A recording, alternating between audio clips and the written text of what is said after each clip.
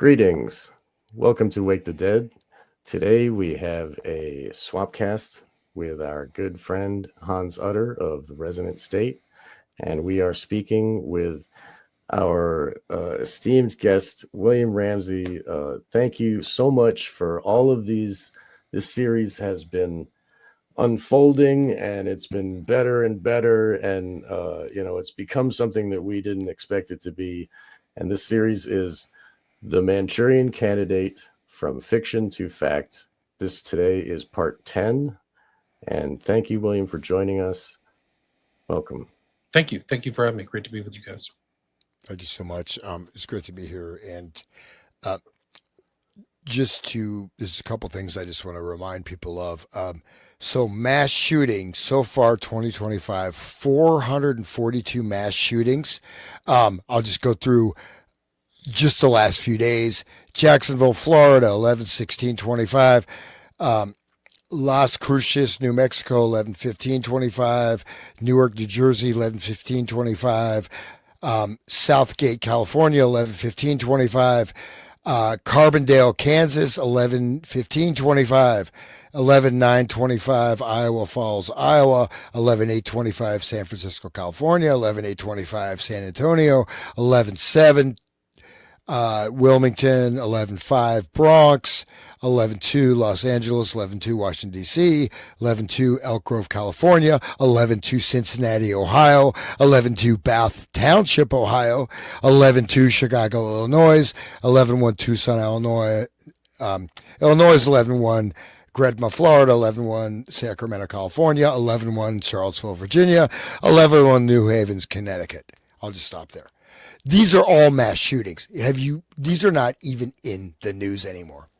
Okay, has anybody heard about any of those? I mean, Nope. Bath Township, Cincinnati, that's the list. Anywhere 5 to 15 people, sometimes 3 deaths, 4 deaths, but at least 5 people are killed or injured to make it a mass shooting.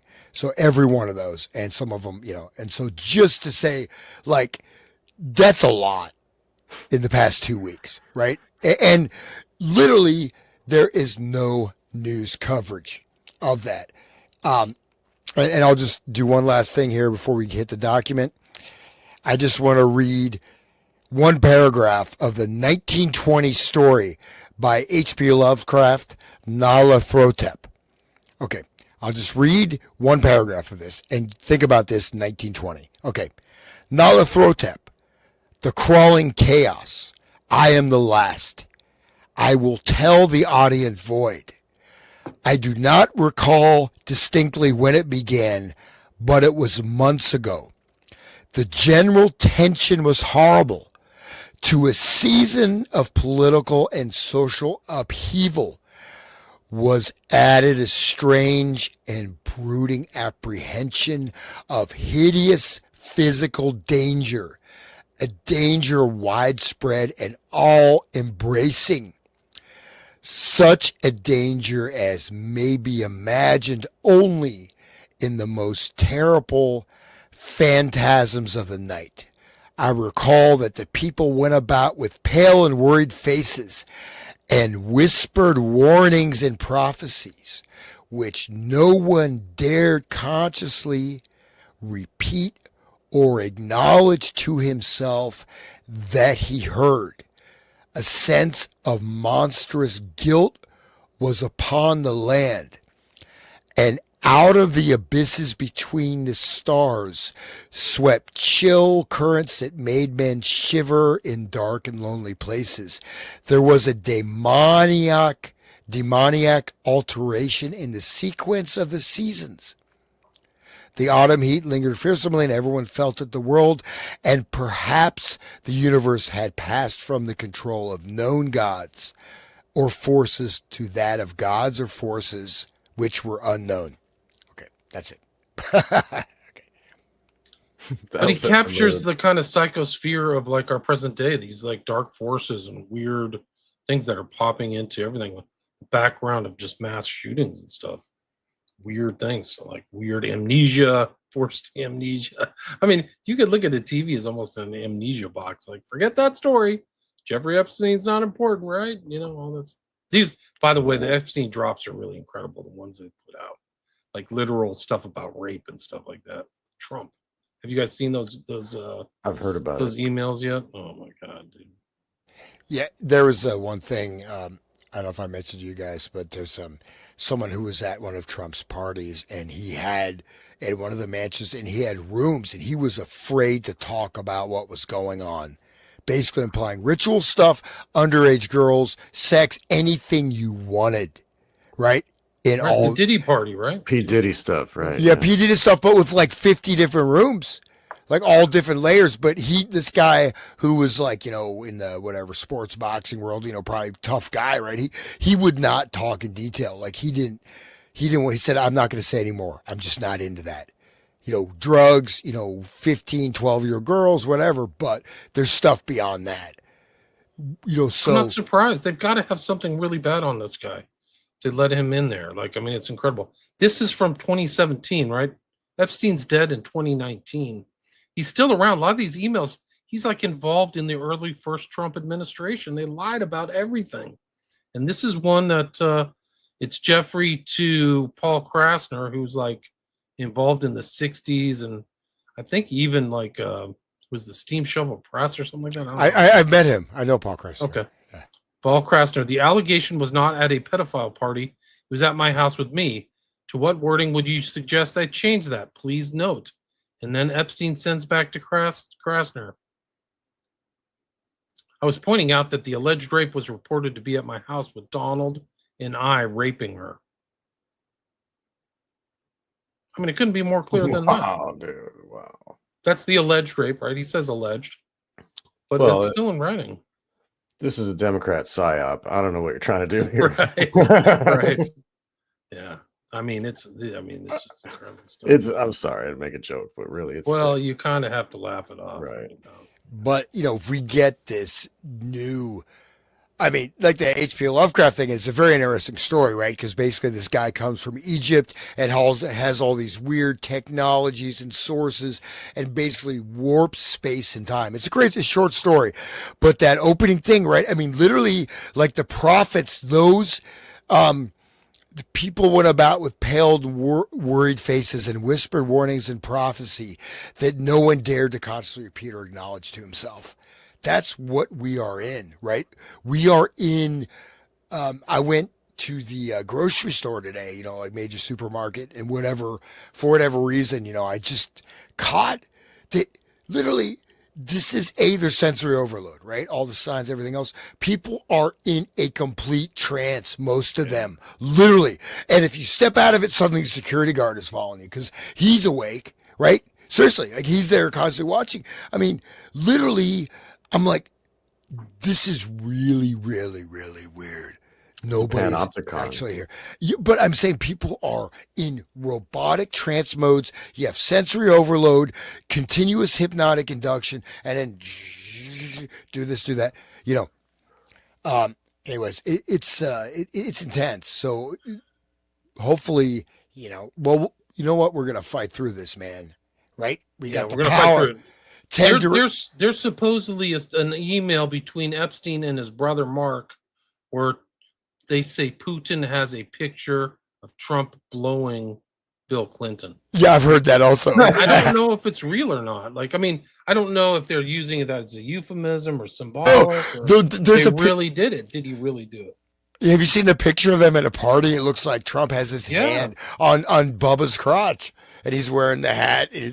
So, man. Pictures of him together with Bubba and a girl and all this stuff. So we know they're together.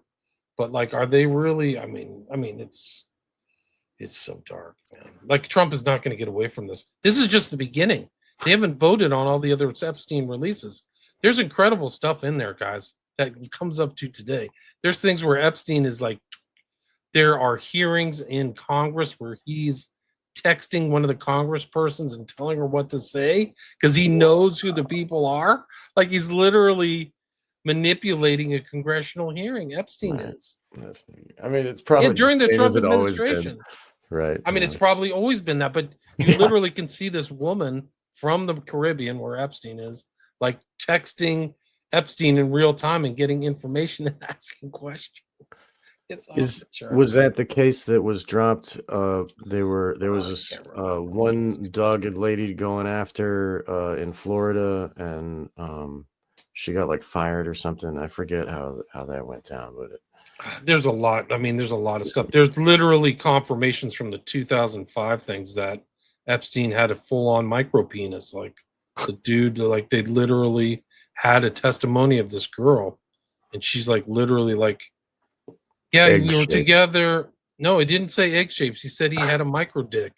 He had Yeah, a teeny tiny. Where is this stuff? Like that's confirmed. yeah, and you know, I watched a video the other day about you know, the Epstein death list, the people that are dying on the you know, the witnesses and Right. cops that were Yep, investigating. yep, All of a sudden, yep. they're dropping. Yeah, When he got off this is during they've redacted this. So gross. Okay. Hairy butt line going down to his butt. Got off, he went and whacked off, and then he came back in. He's very hairy and chest area, and I just looked for 1 second. It's very, very disgusting. That's all I have to say about that. Do you know what it means to have only? Because there's some people that don't be. I don't know, but I think he was on steroids because he was a built guy and his weenie was very tiny. His wee wee was very tiny. Yes. And when you say mean wee wee, what do you mean? What? His penis? Yes, his penis. Okay. Yes, his penis. People call it different things. All right. I just wanted to make sure we did. Okay. He laid down and took off his towel. He laid down. Okay.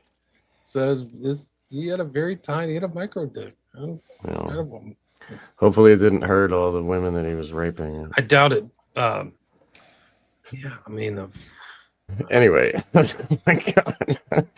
So that's okay. So Epstein, but like but this is all connected because whether he's got a micro penis or not, he's traumatizing young women for political power, and you know, it's same connected to the same, you know, Mystery Babylon or something like. Just yeah. really Is that that doesn't? No, that was the people from the concert. Remember that? That's yeah. I don't Coldplay or whatever. Coldplay.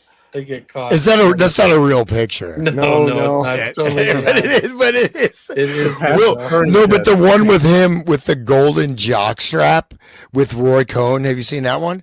Oh, no. Where he's at a party on a yacht. It's a real picture, and he's dressed like this Roman. He's got like a Roman thing on. Then he has like this cod piece. He is like a cod, and he's with Roy Cohn, man, on a yacht. That's Trump, like when he's young. He, you know, it's. Yeah, they were asking Trump, "Do you even stretch, bro?" Like stretch. Stretch in what way? What do you mean? Well, no. Remember the last show we were talking about that him movie, and it's like all the gay stuff. Right. Making fun of it. Well, I mean, what if Trump is fully bi, man? That would be freaking crazy. Probably. I mean, they don't see gender. I mean, for one, they got all that's tranny stuff, but they just want domination over something smaller than them. You know, like a dog, a corpse, like whatever. They, you know, it's the mind. It's not frame really funny joke. It's not funny. The mind frame is just really crazy. Right. Epstein knew a lot about Palantir, and he knew a lot about Teal too, and they're in his emails. Like it's really strange, especially now that Palantir is like one of the most highly valued companies of all time, and Trump helped make it that way. Which is not in the kind of public record that Trump is involved in like juicing these stock things because it's government money, right? And the coin, like those digital coins that are invented and then like juiced up. I lost my fortune because of that coin. Really sorry. Trump coin. Start your own, man. That's all you got to do. That's all you got to do. Yeah, but I mean, really, it's like it's all just a grift. Like it's all a con. If they can make you believe it, you know, and just like this stuff, like they, you know, if they can traumatize us with 9/11 and with mass shootings, even though they don't talk about the mass shootings anymore, they only talk about the school shootings when they're killing children, you know. But if they can traumatize us enough, then we'll be scared enough to believe the government is a good idea, and we need to, you know, protect ourselves from the psychopaths. And let's hire some psychopaths to protect ourselves from, you know, like so it's all like, what do you believe? How, you know, how you know, like that's the only way any of these people are controlled. And when you like break Grok's legs and then you give him scopolamine and then you put him under hypnosis, like they're going to believe pretty much whatever, you know. Well, you know, and this is, you know, as you unwind these things, like I said, I was in the grocery store today, whatever reason, you know, supermarket, but just noticing total sensory overload, right?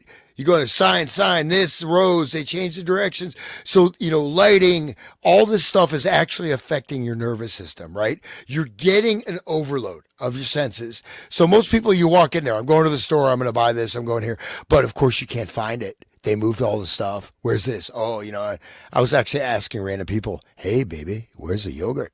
And, I mean, I didn't say baby, but I only got 2 slaps. But like, I mean, 6 feet, where's your mask? You know, but no, but but I'm saying that like we are in a sensory, just on a basic nervous system operational level, right? We are getting sensory overload. We're getting information overload, right? But at the same time, that's why the Nyarlathotep, that story of Lovecraft came in my mind, because it's a 2-page story, man, but it's so deep, right? A lot of his stuff, it's almost like, okay, not, you know, from his dreams, but, okay, if you don't mind, I'm just going to read this one other paragraph from that. Yeah, go ahead. Okay. But just think about this as we are in the United States. So, okay, I remember when Nyarlathotep came to my city, the great old terrible city of unnumbered crimes.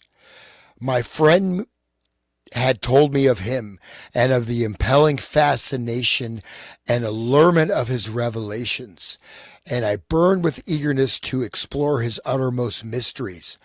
My friends said they were horrible and impressive beyond my most fevered imaginings, that what was thrown on a screen in the darkened room prophesied things none but Nyarlathotep dared prophesy. And in the sputter of his sparks, there was taken from men that which had never been taken before, yet which showed only in the eyes.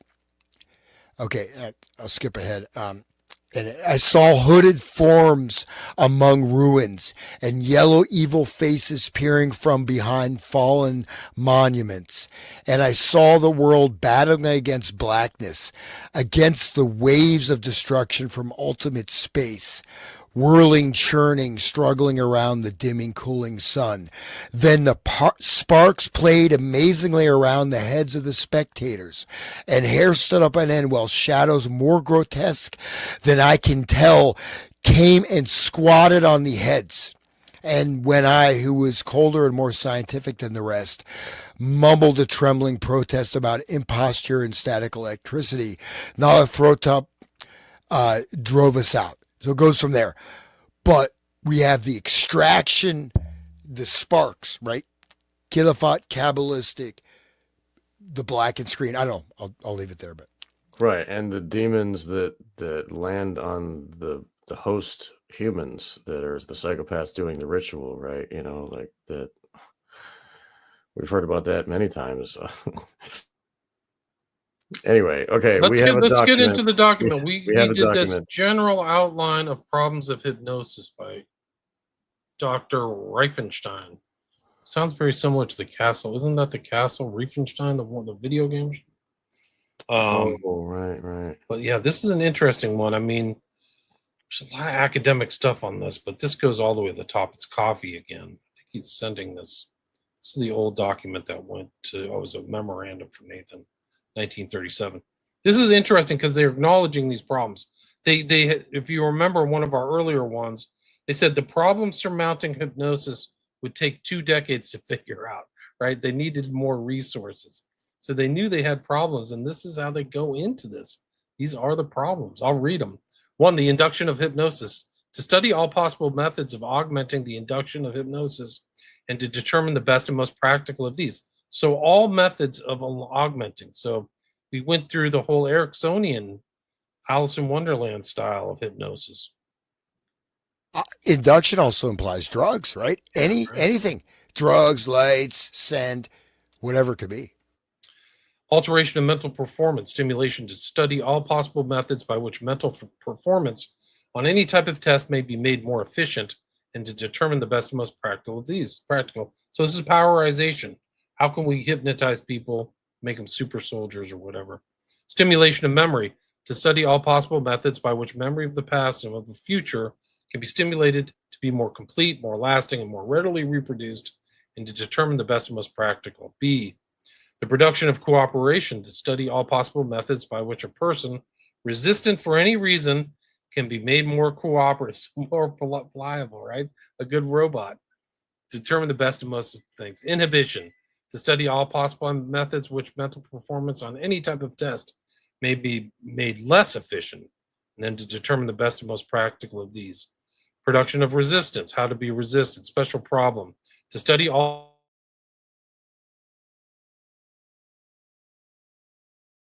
Oh, you went robot. Your connection got messed up, William. William, you're frozen. Yeah. StreamYard just blinked out. You look like Jeffrey Epstein there for a second. Sorry. That's not good. I don't want to be anywhere close to Epstein. The criteria. Bad joke. The criteria of state and depth of hypnosis. To establish criteria to determine the state and depth of hypnosis in any individual. Refining of hypnotic technique. To study all methods of refining the ordinary technique of hypnosis. Criteria of hypnotizability. To establish criteria to determine the hypnotizability. So this is like an outline that's going to the FBI. I think Nathan was like second in control. It's really crazy. And then we get to drugs. Well, get some idea of the methods which Dr. Riefenstein intends to approach this problem and the ramifications he is finding in the problem itself.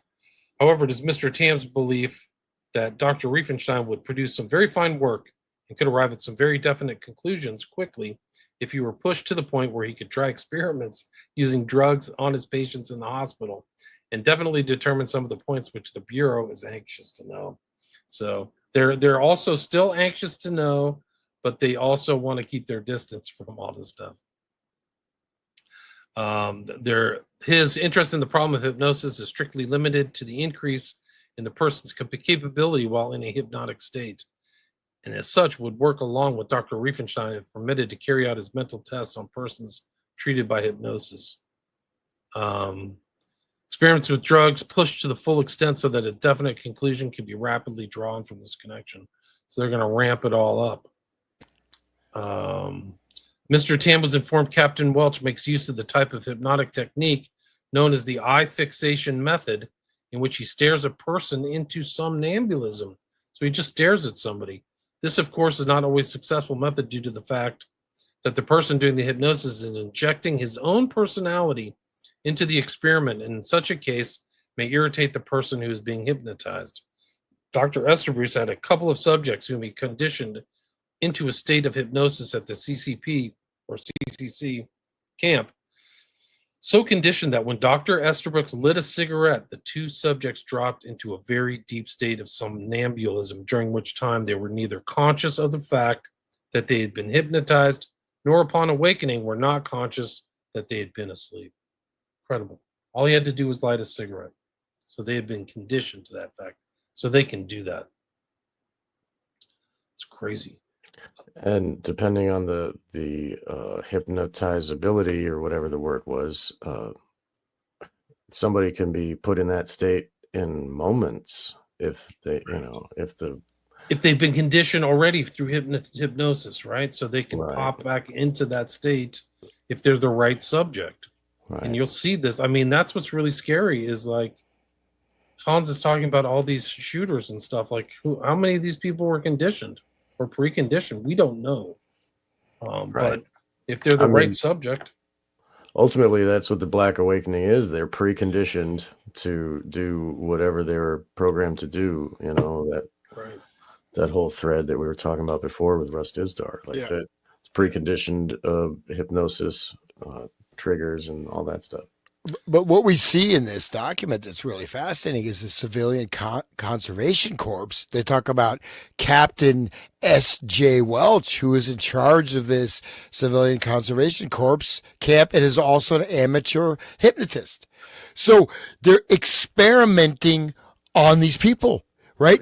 Yeah. And just to real quick, I mean, go through some of these things. Augmenting induction and what is the best? Okay, so augment it. They know how to induce it. They want to augment it. They want to supercharge it. They want to have a program. You light a cigarette, you hear a single tone, hypnotized, right? So they want to make it more powerful. Alteration of mental performance. So okay, you make a super soldier, you also make a super retard, right? They want to also be able to diminish mental performance, right? Inhibition of mental performance, and then simulation of memory. Okay, but then the production of cooperation, resistant for any means. So this, there's no, when they say drugs to the full extent, it means you're up to the death of the test subject. I mean, it's not like this is like, the Teletubbies. These guys are pretty hardcore. Really hardcore. Like they were talking about it. We talked about that or read through that in our last one of our last shows. Like they literally overdose these people. Crazy stuff. Which was previously thought fatal. Right. That was the words. Yeah. Several experiments using post-hypnotic suggestion in which the person was placed into a hypnotic state. Then certain suggestions were made. The person brought out of the hypnotic state and they would follow the suggestions as they had been outlined while the person was asleep. So post-hypnotic suggestion. They're doing this right now, 1937. So tying that back to Manchurian Candidate, that's what the Queen of Diamonds was. He was playing the cards, and then the guy says, "Go jump in the water," and the guy's like, "Oh," he follows the instructions because he's triggered by the so The that symbol, right there is a perfect example in that movie and in the book. So exactly. Dr. Shankwaller gave a demonstration for Mr. Tam using 3 college students as hypnotic subjects. Dr. Shankwaller demonstrated the technique he uses, which is exactly the same technique as that used by Dr. Estabrooks. However, the students upon which Dr. Shankwaller demonstrated, students of which he claimed to have previously placed in a hypnotic state, were not placed in a hypnotic state during the demonstration conducted for Mr. Tam. One of the 3 subjects was placed in a semi-state of somnambulism, but this was not such a state that he could not remember what was going on or what questions were asked of him. Dr. Shankwaller impressed Mr. Tam as being extremely capable sort of fellow with a definite interest in the research work in which Dr. Estabrooks is conducting in the field of hypnosis. Dr. Estabrooks demonstrated various hypnotic experiments conducted on persons he had previously hypnotized and it had acclimated to such a condition that they would go to sleep upon the lighting of a cigarette. He also showed Mr. Tam using 10 college students how he would go about picking subjects for hypnotic research from a group such as that.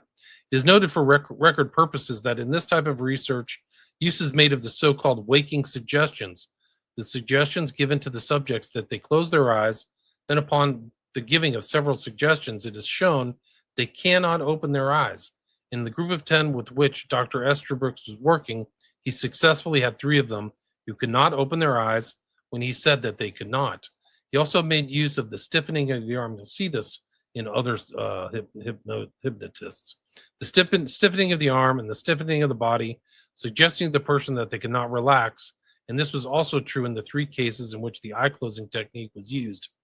Mr. Tam also observed Dr. Estabrooks in a test at the Young Men YMCA in Utica, New York, in which Dr. Estabrooks made use of a galvanometer under the explanation or guise that he is experimenting with the curve of relaxation as shown on the galvanometer. So he's under the guise. Dr. Estabrooks has found at least one good hypnotic subject, a boy of 15 years of age, who he successfully hypnotizes and puts through several tests without the boy realizing the fact that he is in a hypnotic state.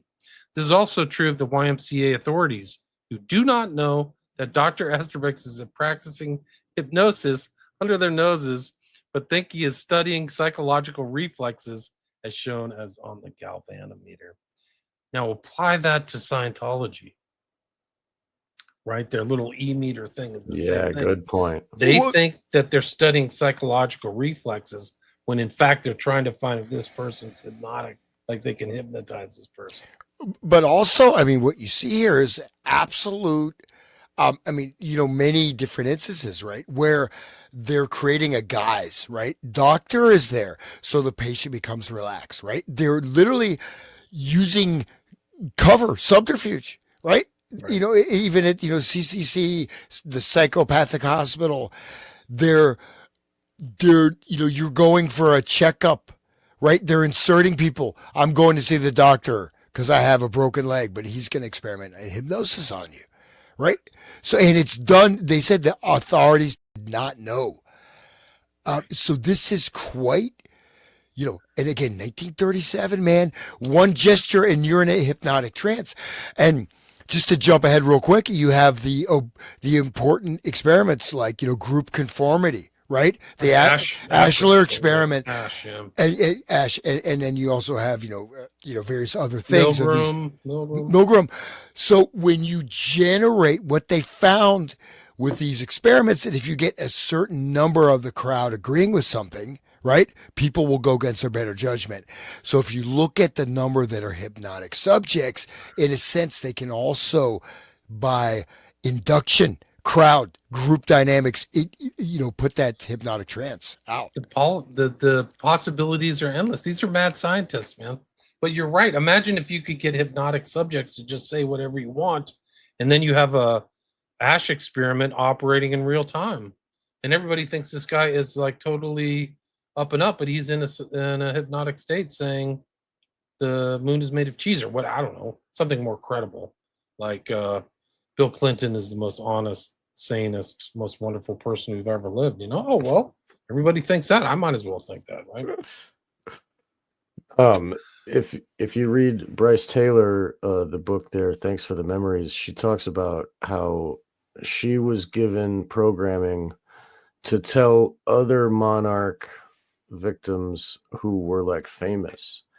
One of them was, and give them, like in a sexual encounter, give them the programming while they are under, and then that transmits the message to them, and then they write a song with those words in the song. And it's Neil Diamond, Barbara Streisand were two of them. Like she had an ongoing relationship with Barbara Streisand, like, and Neil Diamond, the guy's name is Diamond. Like, anyway, so like they would, and then that song would be played on the radio for all the program multiples that are listening on the radio, and it triggers all them like all the time. And it's like, like they play the oldies all the time. It's the same song because it's the programming. Anyway, it's and that the weird like levels witchy. are. What did Michael Hoffman call it? He called it liminal language, or what? What do you? Twilight language. Twilight language. That's right. Yeah. Well, no, but the point though is that if you look at go back to Gustav Le Bon, the crowd, right, and you look at group dynamics. So when you have, the mass formation, right, you have the crowd being created, the collective IQ drops like 20, 30 points, right? But you don't, we looked at like Trump derangement syndrome or whatever.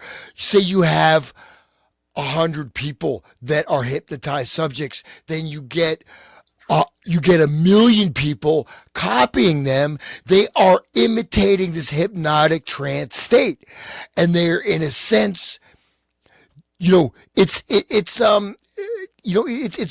a collective, it's a basic human mechanism, right? You're part of the tribe, you want to blend in with the tribe so you don't get thrown out in the wilderness. It's, goes down you're looking at basal, it's basal brain operation.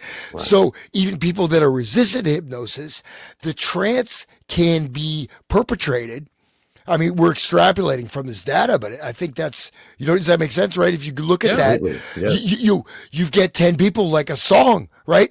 You have direct monarch implanted people, but that's also affecting a huge base array. Right, normal people too, right? Yes, and then the normal people, especially like, Trump derangement syndrome as an example, this looks normal if you're in a certain viewpoint and you're going to imitate the behavior. Yes. Right. Yeah. Look at the George Floyd thing and all these big cities all popping up everywhere. They're all rioting and, burning down their own stores and their own neighborhoods. It's like, what are they doing? But they see it on TV and they're like, yeah, they go out there. It's incredible. What if all this, like they had talked about mass formation or whatever, what with Matthias Desmet or whatever? Like, Right. what if this formation is created through hypnosis or some kind of hypnotizing thing? Because you talk to these people and they're like, Trump is a criminal. What crime has he done? I don't know. Like sometimes they don't even have a rational thing. Like he was convicted of supposedly raping that strange girl who was friends with Hunter S. Thompson like 40 or 50 years ago. But that's just kind of That's a rabbit hole. yeah, I mean, but I mean, I think you guys are right. There's something strange going on. But I mean, you got to think that these guys are thinking these things in 37 or 35. Like how far up? And I mean, who was I listening to recently? There's like a behavioral scientist who's like Spiegelman or something like that, who all these politicians like, and I think that he is taking these kind of techniques and they're politicizing. They're operational. They're currently operational. Right. So like we don't see it because like this is something we see that was classified from. These are all stamped documents, classification documents. So imagine what they're doing today or what they did in 9/11 or COVID and all this stuff. Yeah. And that's why you see all those guys creating a mass formation, safe and effective. You know, people all got that email, 1,000 people. These are our talking points. Right. Just go on there, say safe and effective over and over again. You're with us or you're with the terror. You're going to kill grandma. You know, and I saw this this quote here about Michael Fine, an Ohio divorce attorney. Turns out Ohio is the epicenter of the universe because I have the most popular podcast. I'm up to I hit triple digits on YouTube. Yeah. I hit triple digits. Didn't take long. I've earned $5.25. Yeah. But you can get a half a cup of coffee. Yeah, almost. Not even that, dude. A third of a pack of cigarettes. Food inflation is crazy, but very important vector. So this guy mentioned this Ohio attorney, right? How much of the yoga, mindfulness, self-help, this and that is actually types of hypnotic induction, which is separate, right? You go, mindfulness training, mindfulness meditation. Well, you're doing, and you're being put into a friggin' hypnotic trance. Yeah. How much of this stuff, I mean, okay, this is embarrassing. I'll admit it here now on air. I did the Tony Robbins personal power course. About 20 years ago, he has this thing every morning. You're supposed to do the power walk, and so you touch so you walk. Okay, he said this free thing, but you're supposed to walk and you touch each one of your finger points, left, right. You go every day and every way. I'm feeling better and better. Yes, every day and every way. I'm feeling more and more successful. Yes, and whatever. And you have him in your head. Say it out loud. Say it louder. People look at you like they think they're crazy. You say, no, I'm successful, and you're doing this like robot walk, listening to Tony Robbins with how he talks. All right, you could feel it, yeah. And what is that? I want to say, what the F is that? How much of this self-help stuff is hypnotic induction, just like he's doing? I'm testing the galvanometer. Scientology, how much of this is completely hidden hypnotic induction techniques? Right.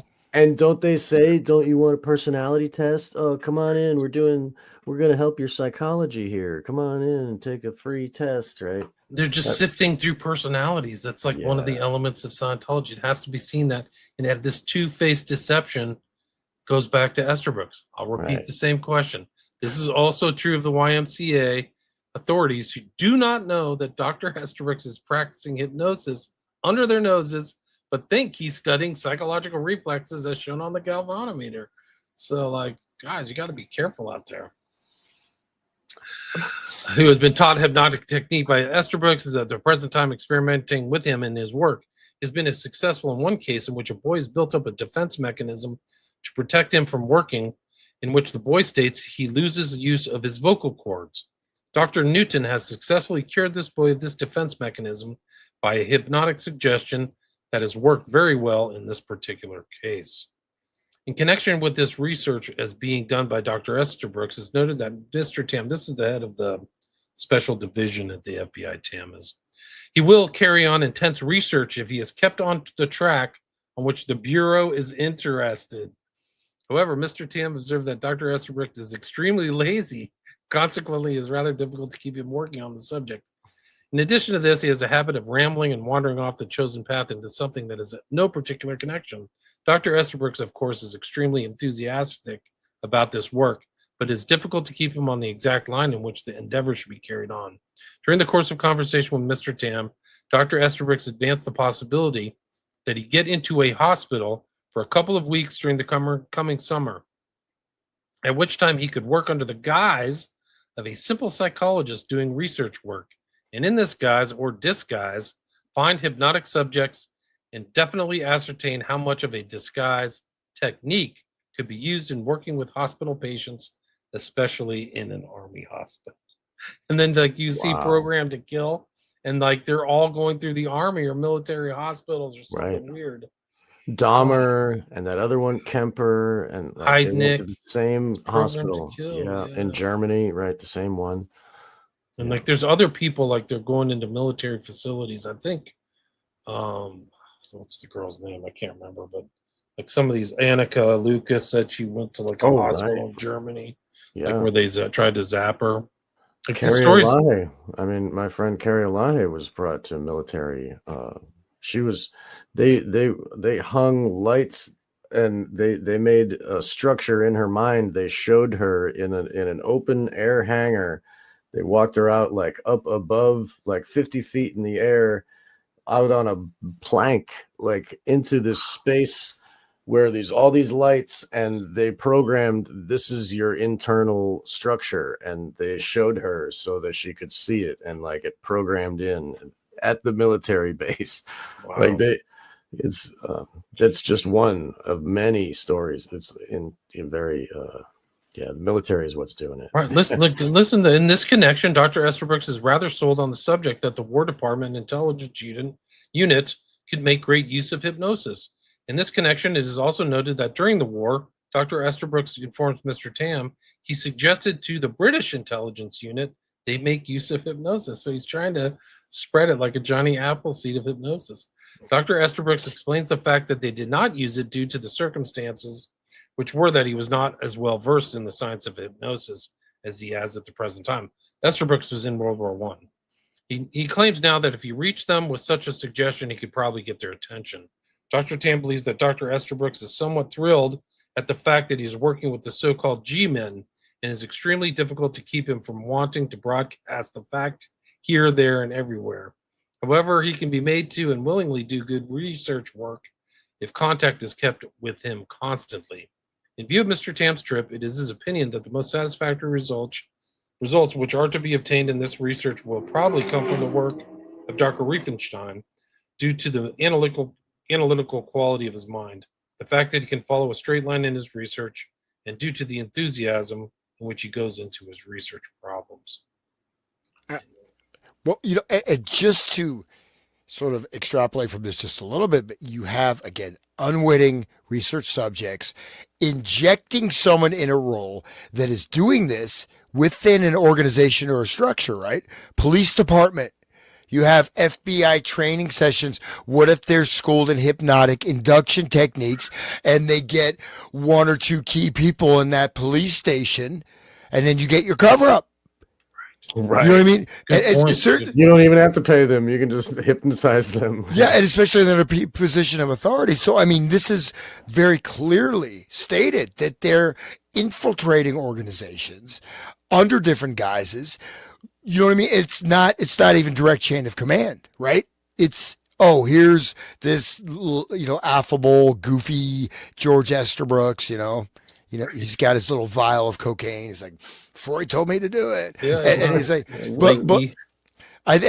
but there you, I mean, seriously, like there's no limitation if you don't really have to lead that far between the lines, because in official documents, these are pretty strong words, right? Under the noses. This is official document, official government communication. It's not a text message.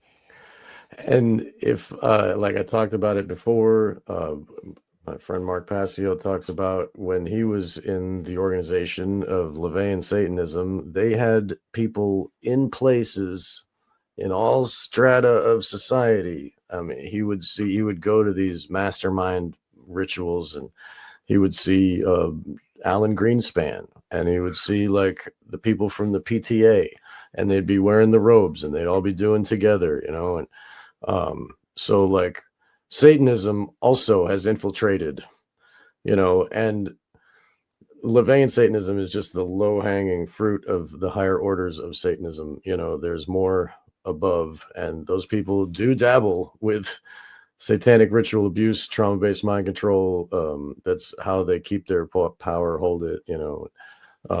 So like it's all one big thing, you know. The Satanists, in quotes, is like many factions of, you know, it's an ideology of it's like a weird Gnosticism that's like, you know, Ayn Rand and like self-love and, you know, hatred of the world. It's a weird mix. It's a very weird psychology, but it's disseminated all over the world, and it's been for ages, you know, and it has fruited out into all these different orders of weirdos that have like been they're psychopaths trying to gain power, and they've been doing, you know, for generations.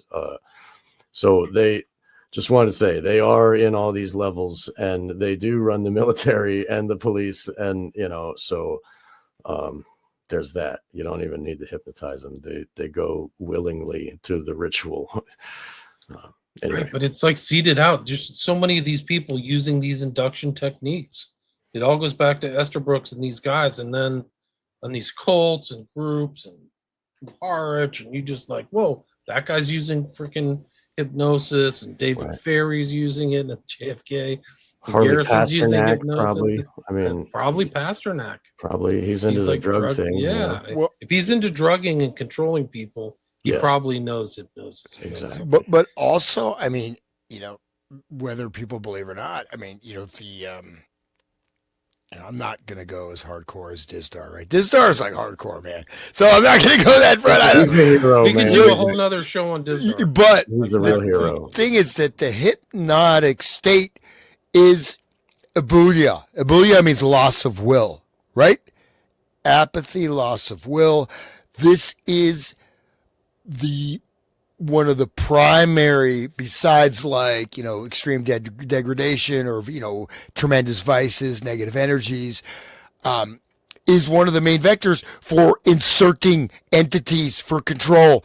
And possession does not mean necessarily you're like Rosemary's Baby. You have an entity attached and you can have these larger forces can control, you can have entire geographic regions with many, many people under the influence. And even influence can be very powerful, but the hypnotic, even within the SRA stuff, again, you know, you have certain fragments of that personality that are encoded, right? And so, but this, in a sense, the hypnotism is a state of possession. You're being possessed by Estabrook or Tam or whoever the heck is doing the process, right? Yes.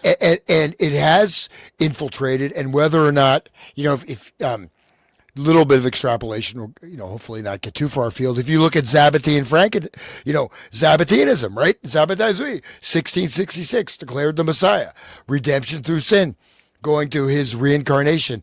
People aren't familiar with this. Zabbatai Zui was, you know, declared the Messiah by Nathan of Gaza. I may have mentioned this before, but it's redemption through debauchery, incest, murder, ritual orgies, and you're going to bring back its very advanced Kabbalistic technique. It's inversionary. It's really using the Khilafat technique. By sinning, you're going to bring the divine realm, which became Frankism, right? Jakob Frank, funded by Rothschild, which is directly the actual Illuminati, came directly out of Sabbatianism, okay, with the expressed aims of exactly what we're looking at. So, and I do know that there's a lot of people coming out with stuff that are basically fake, especially like, oh, I was a member of the Illuminati. You know, whether that exists or not is not that essential, in that not only these techniques are becoming scientified, but you can look at a much wider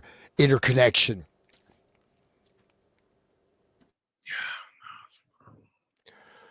That's that is it's really a lot to think about. I mean, Do you the know? idea that Yeah, go ahead. Go ahead. Do you know that Scientology teaches that it like the OT level, OT7 level, they like bring out some black briefcase and tell you that you're possessed by entities, and that you have Wait, to do the galvanometer or e-meter Holy, are you things over kidding? and over to get no. that makes No, sense. dude, this is like leaning into It's just like we're, SRA. yeah, guys, we're laying the background of Scientology. This is the thing is that I bet 99 out of 100 Scientologists who go through there, they don't understand this psychological background of all this stuff. They don't know what they got into. They were under the guise, right? So literally, you're seeing that same dynamic that Estrabix is using against unwitting people at the YMCA. The same type of thing is happening to unwitting people thinking they're at a self-help group. That Scientology is a Right. self-help, self-actualization. Become a star or whatever, you know. They don't Become know an that behind actor. it is this stuff. Man. And The there, acting. and then the other thing is like you said, Sean, it becomes self-perpetuating. So it's Mhm. almost like a virus. So then the next guy who gets in, it's almost like a multi-level marketing scheme where the next guy has no idea because he's been scammed too. So, Right. and what if they're under? That's why when people talk to guys in Scientology, have been weird they are is because they might have different like personalities or something. Like, I Right. don't know. It might be that dark. A lot of the it's weird. Like seeing some of the Nexium right there in the Right, comments. Nexium, I was all just these saying, I was things. thinking that we were talking about that before that we hit play. NLP, Robbins, Yeah. the background, just all these And characters. they were joining the club to like better themselves, and it was a self-help group, and same thing. Like, How many of anyway, those people like how much do you have to pay to go through all of Robin's stuff? Like I or don't think Scientology, they take 60%, don't they? they'll take as much money as you give them. Yes. They take everything. They'll take your soul. I mean, that's what his son said. Scientology was black magic drawn over a long period of time, and it amounted to this is Nibs or L. Ron Hubbard Jr. said it amounted to the rape of the soul. And that ties all the way back. And I mentioned this before. It Look at ties back into Miscavige. the end of Manchurian Candidate, right? Where he said, "I didn't give you to be raped, your soul over, or whatever." Wow. That's what the Roy Cohn character says to her son. Yeah, crazy. Well, but also, I mean, L. Ron Hubbard, he did the soul crushing, right? They had rituals, I mean, where they would, do to a female, or whatever. So, I mean, and so, but I mean, this is the model, right? It's like wherever you go, right? It's like a video. I don't really play video games. In fact, I haven't played a video game since like, what Space Invaders. I'm old, right? I'm having my birthday coming. The good old days. Yeah. But I mean, you ever look at video games, modern video games, like what are these inducing? Total mind control. So the level of this transduction, and then you try to make yourself better and you join one of these organizations, you go to your local YMCA and take a mindfulness class. How do you know the instructor isn't, it's very easy to plant people. I mean, and that's, not to make people paranoid, okay, maybe.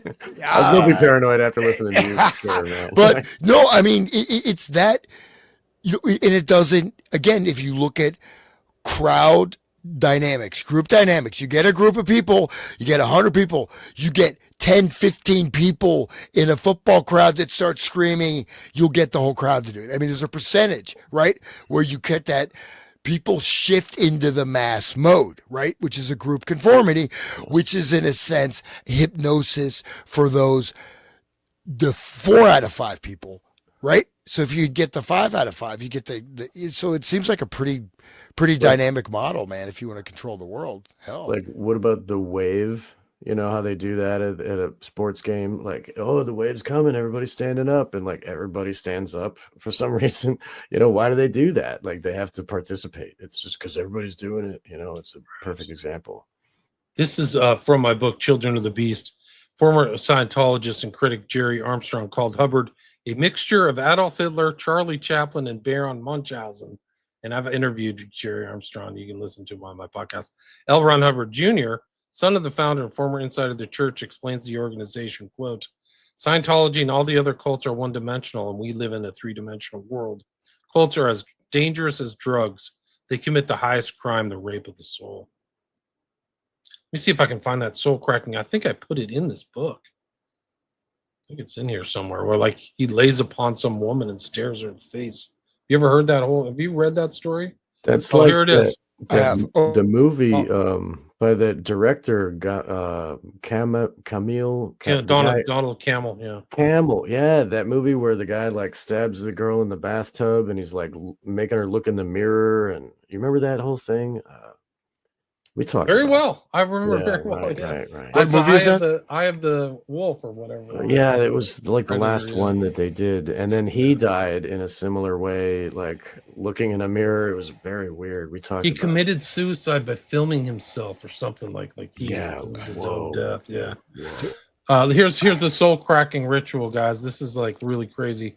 This is not if you want to sleep well tonight, you might want to mute this, but Hubbard seemed to practice this esoteric soul cracking practice. Heidi Forrester, not her real name, ex-Sea Org, made the following statement, quote, in late 1975, I was told to report to the Hubbard Communications Office. The senior officer there at the time informed me that I was to report to the Five-Field Manor and go to the 7th floor. She gave me no other information. I did this without knowing why I was going. At the manor, I was directed to the elevator and went to the 7th floor. The entire floor was elaborately furnished to the point of suffocation. An SO member appeared and showed me to a door that was partly open. I went into a very large living room with heavy curtains, pile carpet, overstuffed chairs, and clean to the point of obsession. Sitting on one of the chairs, drinking what looked like sherry, was a heavy-set older man. He had reddish-gray hair, slightly long in the back.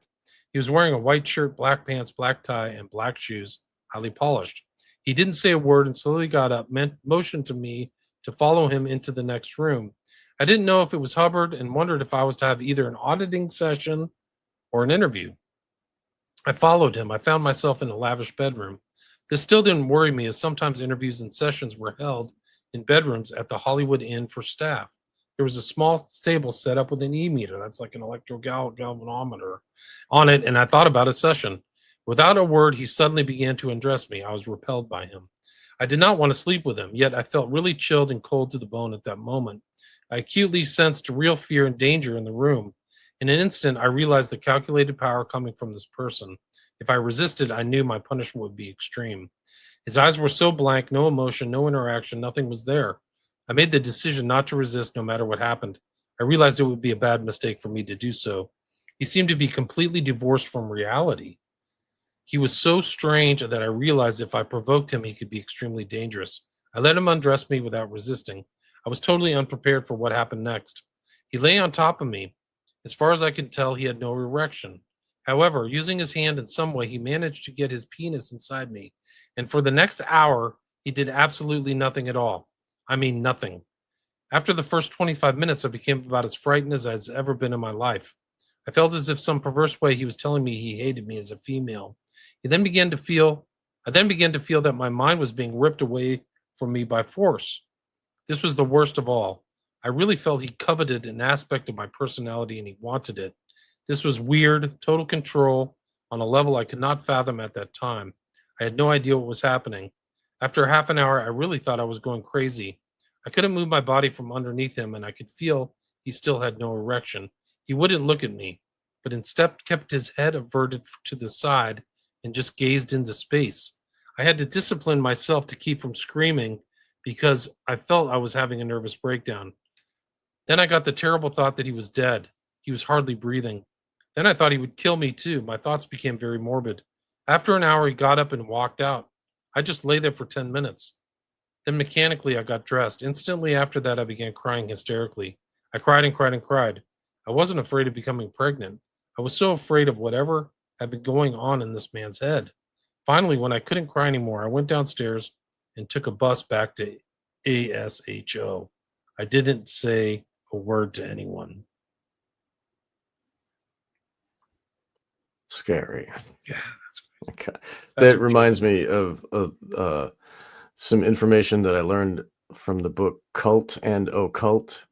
It was edited by Brooke Smith, and that one describes how the the priests of old, and they would like lay with women in the same bed as them. Even Gandhi would like lay with young, beautiful women and sleep with them. He had According, two, he had two 13 or 12 for 13 naked virgins sleep with him every night, yeah, naked, to just to maintain his willpower. to get well, I mean, supposedly to like raise his chi or whatever, the energy of like the vitality, energy, and there were like kings that used to sleep with children and stuff, just like hold them against their chest and like just to get their energy. It's very weird, but I don't know if maybe it's related to that.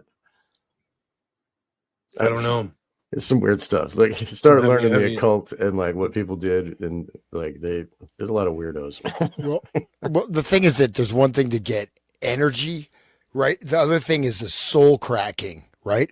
And that's that H.P. Lovecraft thing I read. It talks about the sparks, right? That's like the kilowatt. These are like these energies, right? And extracting the soul essence of the person, so there's something gone from them, right? Yeah, they Maybe turn it can be into a retrieved. husk, right? Yeah, and Broken that's. shell. I think I hate to say it, but I mean, look around you, man. It seems like a lot of people are like that.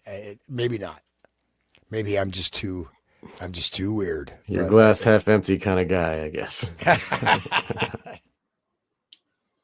Back to the document. Milton All right. Erickson pops up again. So we've got Erickson and Estabrooks basically in the same group on big time kind of writings at the FBI, like under Hoover. And they go through Estabrooks' kind of background here. One of the interesting things I found out about Estabrooks is that he was interested in schizophrenia, and then his first wife becomes schizophrenic and goes into the mental institution, and he next marries a woman 20 years. Oh, that's younger than him. Erickson. You mean Erickson? Yeah. Oh, did I say something wrong? What Yeah, a you said gentleman. Estabrooks. Oh, No, God. yeah. Milton Erickson. Yeah, he literally he's got his old fuddy-duddy whatever, nice wife, and she goes mad, and he marries, his college, college junior or college freshman, like the young, blonde or whatever. And it's like not suspicious here, Yeah, really not suspicious. Talking about operational application. Wife has gone mad. Oops. Yeah, oops, too bad. Just lock her away, and I'm studying. Isn't it what a coincidence? I'm studying schizophrenic induction, and my wife becomes schizophrenic. Wow. Yes, here it is. It's right here. Dr. Milton H. Erickson is a physician assigned to the staff at Eloise Hospital and is conducting research in the development of schizophrenia, which is a technical name for dementia praecox. He has all these degrees. He went east. He was assistant physician. He became associated with the Eloise Hospital in 1934 and is on the staff and is in charge of research in schizophrenia. Dr. Gruber advised that he has observed Dr. Erickson hypnotize many individuals and seen him conduct experiments when the victims were under hypnosis. It is his opinion that Dr. Erickson is one of the best individuals who can produce hypnosis and secure information from these individuals after having worked on them for a considerable length of time so that he can ascertain their mental processes. Dr. Gruber advised that Dr. Erickson has on several instances worked with sexual perverts, with persons suffering from dementia praecox, with one or two persons who have committed misdemeanors, and while under the influence of hypnosis, he has seen them react favorably to suggestions that would correct their evil and criminal tendencies. Gruber stated, however, that it's necessary for Dr. Erickson to spend at least 3 or 4 months with a patient before his unconscious reflexes respond favorably to the suggestions offered. He's written many papers, and there's papers of Erickson involved in this, which kind of emulate or rhyme with some of the papers that are in the film and book, The Manchurian Candidate. Gruber stated that Dr. Erickson is about 38 years of age and that he's married to his second wife, who is considerably younger than he is, and that his first wife, by whom he had 3 children, was adjudged insane several years ago. Those poor kids. Yeah.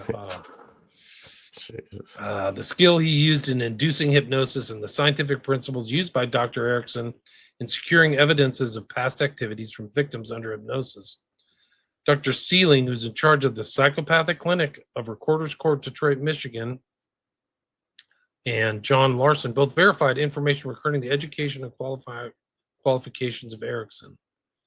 Dr. Larson indicated that because anyone associated with hypnosis has a dangerous tool and weapon at his command, he is necessarily subjected to much rumor and gossip concerning violations of medical ethics and practices and of immoral actions. Right before you go to the next paragraph. So again, these are government documents, right? So very clearly he's, his wife was a judge insane.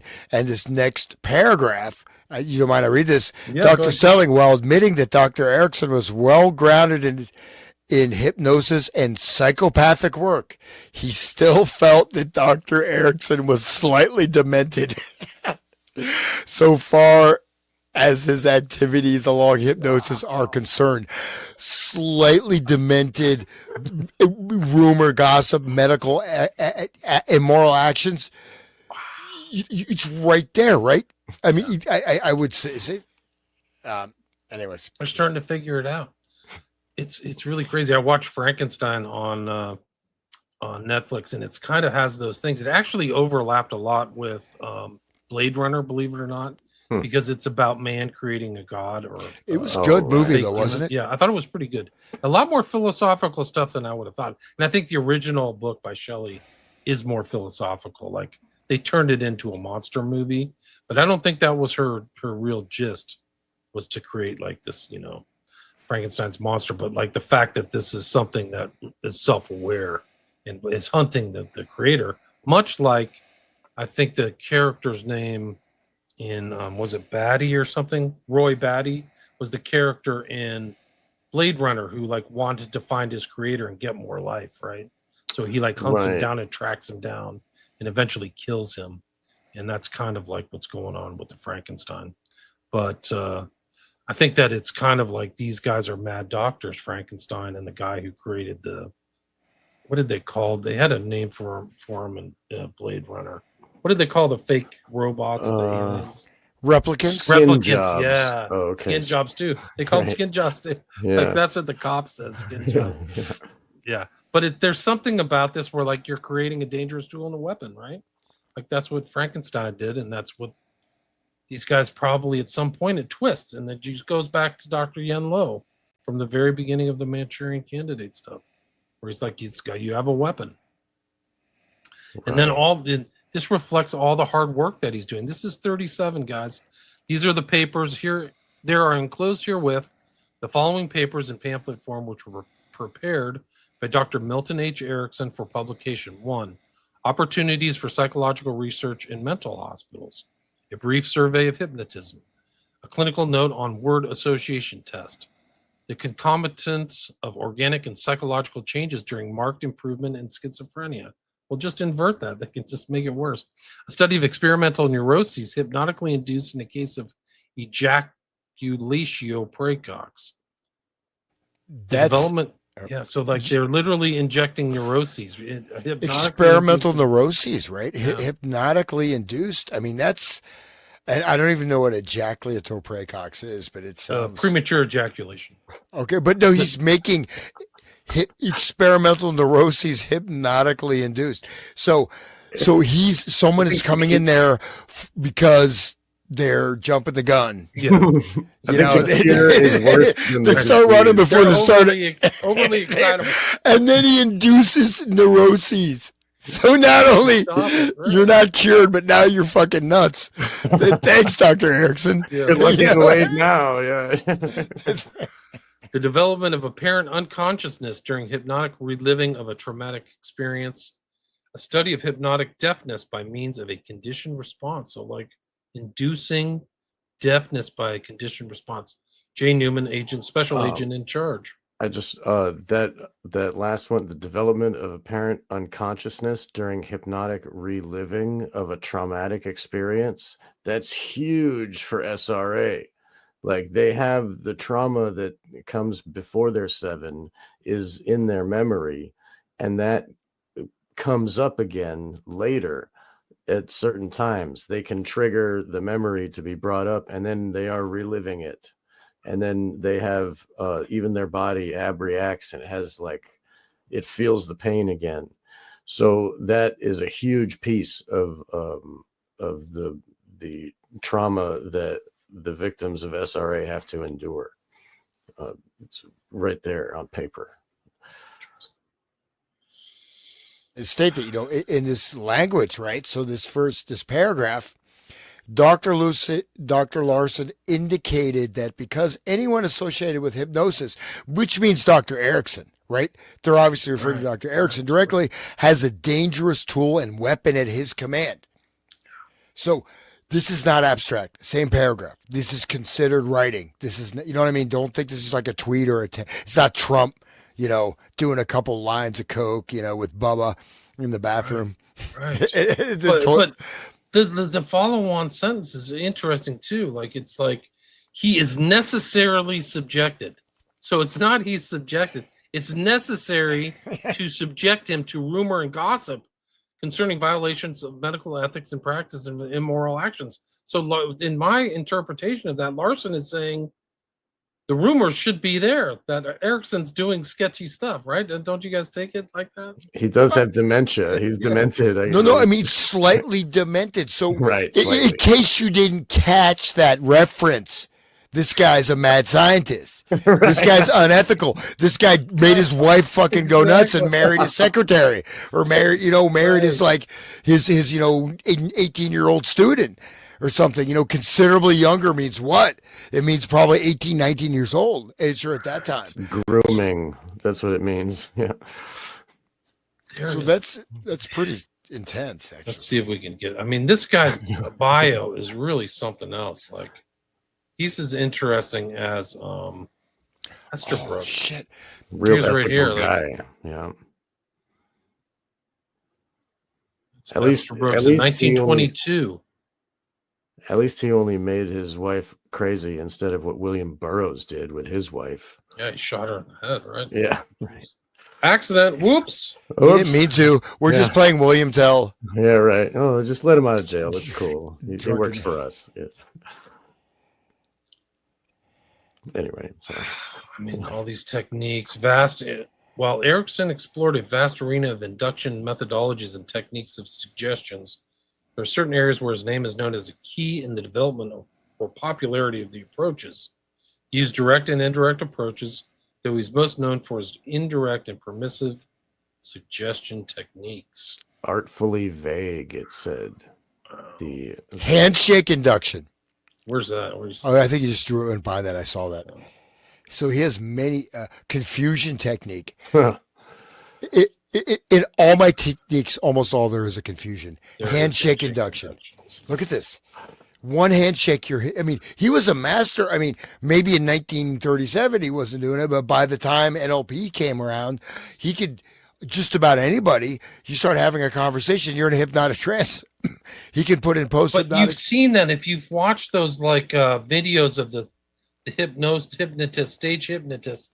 He's always shaking people's hands. You ever notice that? Oh yeah. And I think he's doing the Ericksonian stuff. That makes sense. Like, give me your hand.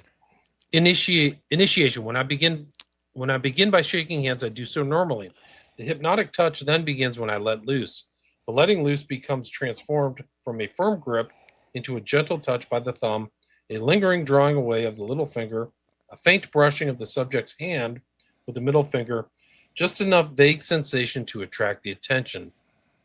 As the subject gives attention to the touch of your thumb, you shift to a touch with your little finger. As your subject's attention follows that, you shift to a touch with your middle finger and then again to the thumb. Wow. Just like the finger thing, the tall teeth monster guy was telling Hans to say while he was walking and telling himself that he was a powerful guy, like touching fingers, that. Oh, I never did that, by the way. I just okay. Okay, we'll deny it today. Okay, that never happened. Every day in every way, I'm losing more and more weight. Yes, because I'm good enough and I'm smart enough. I mean, this guy has a huge shocks and ordeals. Do you see that? Shocks and ordeals. Shock therapy. He was prepared to use psychological shocks and ordeals in order to achieve given results. Wow. This Wow. is so that's what 9/11 was, right? I mean, that's shocking. Shock, yeah, psychological shock. And so I mean that that PowerPoint we went through, right? It was okay, but they really whitewashed Erickson in that. That's what I was kind of calling attention to, right? I mean, this guy is, you know, even more so than I mean Esther Brooks, whatever. Esther Brooks and Erickson was really a powerhouse of technical apparatus. So extending, like you see that the original ordeal process is different from other therapeutic techniques. Extending the dissociative effects of paradox and non sequitur, wherein confusion is used only as an entry to trance states. The technique of ordeal superimposes a distressing but achievable challenge over the therapeutic aim, such as achievement of okay, whatever. But Isn't I mean, that reminds me of that whole COVID situation we had. I mean, like, wasn't that like a shock and then an induction of trance Yeah. state and Yeah. Fear, right? whatever. I mean, they always go to the fear of death. Like, that's it. Like, you're going to die. Like 9/11, you're going to get killed by a terrorist. You better do this, right? Death is right. Bin You're either Laden's with going to us or jump you're her out of with that bush and terrorists. stab you. Yeah. Right. Yeah. And so COVID's Yeah, right and there. Could be on the countertop, guys. Could Right. be in that cough or touching hands. Right. You Death could is get right AIDS there. from a cereal box, right? What Fauci was saying all those years ago. Dude, Same he's old like same. he's more of a behavioral psychologist than he is a real medical doctor. That's what you realize. Is like, whoa, he's like one of these guys. Yeah. He's like freaking Esther Brooks under the guise of a medical doctor. Right. He's right. That's what Doing he's injections. fake. well, And look at that's this yeah. influences. So his strong influence on diverse areas of strategic therapy, family systems, brief therapy, ordeal therapy. Sorry, yeah, you covered that up. Sorry. I'm sorry, excuse me. Ordeal therapy, narrative therapy, and neurolinguistic programming. Wait, these are entire psychological regimes, systems, approaches. So he's a, He's a giant. he's a He's giant. influenced this guy. Here's the guy who's like the editor in chief currently of the American Journal of Clinical Hypnosis for 20 years. Stephen Ellington. Where's this guy? Somebody has to watch out for this dude. He's in Phoenix, Arizona. Scary. Look at his picture too. I mean, I wonder if there's a better picture of Erickson. Let me see. Levitation. Creative choice. This is him when he was younger, but oh, he looks like Manly Hall from the my side. voice will go with you. I don't think I want his voice close to me. Dude. Sidney Rosen. Ugh. This is scary. Phoenix. That's occultic. Right. And my voice going with you is very occultic too. I mean, but the Phoenix, of course, Life reframing and hypnosis. life reframing, Like, sweet. I don't know. This is creeping me out, man. Whoa, look at that. Where's his first wife? In a rubber room, dude. Yeah, I mean, that's how scary. Yeah. Well, he's so famous because he could do that to his wife. Look at what he can do. Oh, great. Give him a job. You know, I mean, look at all Crowley's wives. Like, all of them went crazy. Oh, too. here he is. He's in a wheelchair. There's his young wife that he got. Oh, shoot. Whoops. There he is right there. Oh, shoot. It's all right. I had it somewhere. There she Just is. pushing him around in a wheelchair. Look at her smile, too. He's like an old geezer. He's a handshake. The handshake. I'm going to try that. Yeah, really. I don't need to do any She complex. looks like she's under a trance. Do you see that smile? That was not real. That may not even be his first wife because she looks like is that a bridal? No, not. He may See have what he this may have says. swapped out his one if he had two. I just have to go 21 years old. So man. so this is another one. Still a Okay, student. 21 applied laboratory technique. 5 children. No, 23. He has his first marriage 10 years. It unfortunately does not work. They don't explain that she's in a mental institution. He will have custody of his 3 children, but this failure will leave him with a feeling of inadequacy. Working on couples and families. Well, I'm not saying you put her in the mental Oh, he's institution. a victim. That's where he ended up. Then 34, So basically, in 33, she goes, it ends, and in 34, he's with Elizabeth Moore, age 21. But it doesn't state. Right. They did say, oh, first marriage of 10 years, which unfortunately doesn't work. Oh, because his wife went mad. He'll have custody of his 2 children, but this failure will leave him with a sense of inadequacy, and he has an innovative desire to working on couples and families. Well, what they're implying that good for him. The FBI document is they're implying that he's studying schizophrenia, and then he gets to marry his 21-year-old student intern. And then they had that whole feminism thing, that women's lib thing, and maybe it's probably part of that, the induction of that, or the jump off. 48, so he leaves for Phoenix, Arizona, looking for a dry climate. He has polio. 1957, American Society of Clinical Hypnosis.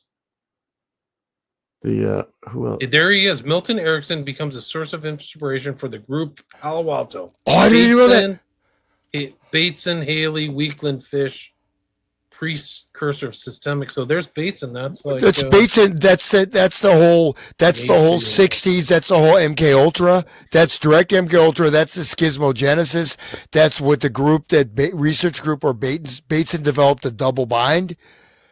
That is these working group coming out of World War II, whatever, military, 1965. This is the core of, basically, the advanced model of what we're looking at. Look at his quote. There's nothing more delicious than sowing flower seeds and not knowing what kind of flowers they would grow. Delicious. That's probably some Twilight language. Yeah. Doesn't that sound like Twilight? Yeah. This guy's a creep, man. Yeah, he's talking about something else. It's like, oh, my napkin got your pizza on it, or, my map, and it's black and white on the floor or something. Right? Yeah, exactly. He had amusie, an inability to recognize musical sounds and tunes. Wow. See, I have a theory of why all these people go into psychology is that they're psychologically fucked up. So that's why they're always going into becoming psychologist or whatever, because there's something different about them. This guy's colorblindness and amusie. Poor guy. Oh, poor guy. I want you to choose in your past a time when you were a very little girl, and my voice will accompany. This is creepy. My voice will accompany you, and my voice will become that of your parents, that of your neighbors, that of your friends, that of your school friends, that of your playmates. It'll become your overarching voice. I'll be God. No, it's not in this. And I want you to find yourself sitting in a classroom, you little girl who was made happy by something that happened a long time ago that you forgot a long time ago. He's making her relive the memory. He's inducing the memory reliving. That's what that is. He's like, remember when you were a little? The little is the part of the mind that is broken off from the multiple and stored away because they don't want to have that memory anymore. And he's like, remember that time when that thing happened to you when you were little? Like, oh, okay. I am the voice in your head. Like, whoa, what voices are in my head? The ones that keep all the partitions in line, the ones that keep all my orders straight and make me do what I'm told and stand in line and do, make me a robot. Like, voice becomes everything, though. Think about that. We talk about inner child, but that whole environment, your parents, your friends, your students, everything. It is like a god, right? So he's creating this environment as a god. Right. Inside the head. And look at that picture. He's doing it to that lady, it looks like. I think that's his wife. That's the 21-year-old. Is that Elizabeth Moore? Yeah, it's his wife. That's a Saturday night right there. Maybe that's how she became his wife. Like, she was his student. He's like doing this stuff. Right. And he had some really devious plan to replace his first wife and put her in a loony bin and then run off with the 21-year-old. I'm this pure speculation, but right. It's your opinion. Well, slightly demented. The FBI document, I think, is that that's pretty That's a huge tell, don't you think? Yeah. They Oh know yeah. who's demented too. It takes one to know one. Those guys, they're all a big club. We ain't in it. Wow, document is really incredible. These are people who knew him at the beginning. He's born in 1901, so this is 37. So he's 36, 37. He has a lot more work to do, a lot more seeds to plant, right? It's so delicious to plant a seed. And I mean, all Well, this stuff. well, you got the whole. I mean, that's the LSD testing, right? The Veterans Hospital. This is the whole Ken Kesey, the Bateson's thing, the Palo Alto working group. Again, I cannot stress how important the double bind theory, cognitive dissonance, and the schismogenesis, right? And this is and Bateson, the schismogenesis was supposed to create initially working on society wide, right, type of war propaganda stuff. But then, especially like the Macy Conference and stuff, they started working on family groups, close group systems that can be expanded outwards. So that's pretty. I did not know until I saw this document that Erickson. I knew about NLP. If you want to check out Bandler's self-help tapes, man, those are pretty interesting, man. You ever like Bandler's straight up? You ever heard Bandler's speeches? I used to have every. It'll blow your mind. I'll try to find something that's not copyrighted. I'm afraid. I just wanted to bring up, because you just brought up LSD, Hans. Today, November 16th, is the anniversary, 1937, of the first time LSD was synthesized by Albert Hofmann. 1937, guys. Wow. Yeah. So here's all his articles. This is already done in his mid-30s. He's already just putting out articles, much like Jolly and West, just tons of like academic articles. Hypnotic investigation of specific phobic and obsessional behavior, hypnotic regression of adult subjects as tested by intelligence tests, so they're regressing people. That's a form of regression. What we just read what I read about that little girl, right, going back. It's like, go back to that time. Now I'm all in your thoughts. I own your entire brain. And tell me what happened. Like, it must be really creepy. Like, the kind of power the hypnotist has over these people. Right. The state must be godlike. It must be something like that. Yeah. The one of with the fractured SRA minds, they have almost all of the time, they have an internal self that is the programmer. It's a mirror reflection. It's the programmer just inside the head. And it does the punishment inside. And so it's like it keeps a programmer doesn't want to have to give instructions constantly. They want to set it and forget it. They want to just give it in the head and have it be inside, and then it's running all the time. That's legit. Like the actual voice is in there. That's what they hear. Like, and it's right. So it becomes the inner instruction. voice, just like Yes. this commenter said. Yeah. Like, so imagine Erickson supplanting your voice or whatever for his own voice as the inner voice. Wow. What a nightmare. Oh my God. Well, but one thing you notice, one of these articles, I mean, on the same page, but it's 1934, the Journal of General Psychology, a study of hypnotically induced complexes by means of the Luria technique. That is Luria, the head, even more important actually than Pavlov, right? The Soviet psychologist, right? I have several of his books, and he also did a lot of neuroscience stuff, whatever. But this is induction, hypnotically induced complexes. And Luria worked, so he worked on physiology, neurophysiology, adrenal system. I'm not sure what the Luria hypnotic technique is, but this is, again, because there was a very big push from around mid-1920s in the Soviet Union, right, under Stalin, also for like the psychic spy stuff was going on hardcore in the Soviet Union, right, pre-World War II.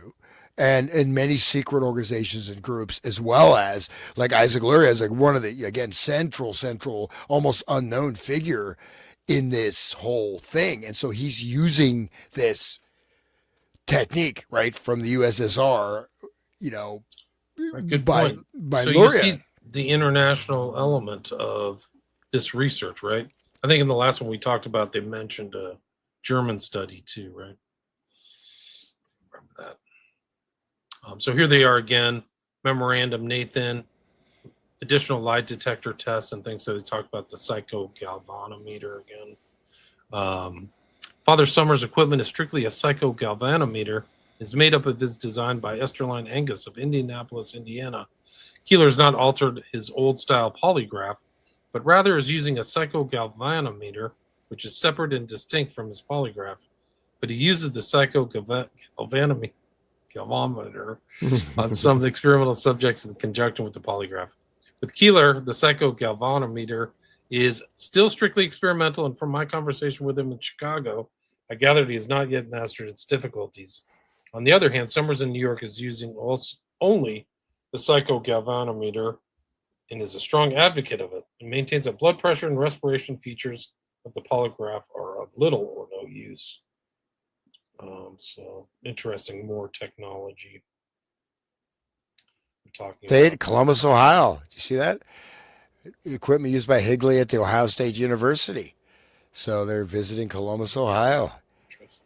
So I feel honored. Columbus. What a Esther Brooks and Huber. This is another one. Communication section, 1973. In connection with the various conferences had on the general subject of hypnotism and suggestion and its possibilities as applied to criminalistic problems, I have for some time been concerned with the possibility that there is some element of danger in this work, both when applied experimentally to volunteer subjects and possibly when applied to criminal subjects. Duh. I have no tangible information on such possibility. I'm wondering if you might advise me on how dangerous such procedures might be considered, both experimentally and in actual practice. So this is experimental and operational. You undoubtedly realize that the Bureau would have to quite definitely limit its interest in the work if it were considered to be of a dangerous character. So that's from J. Edgar Hoover to Esther Brooks. They would never do anything dangerous. Does anybody want to read this one? This is the experiments in hypnosis and the detection of deception. I think I have this one on the list. Anybody want to read it?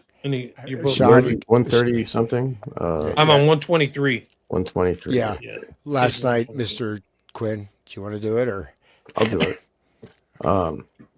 So 123 memo for Mr. Nathan. It's Experiments in page hypnosis. 2, I guess. Here we go. I have one. It's on mine. It's on my PDF. It's 123. Okay.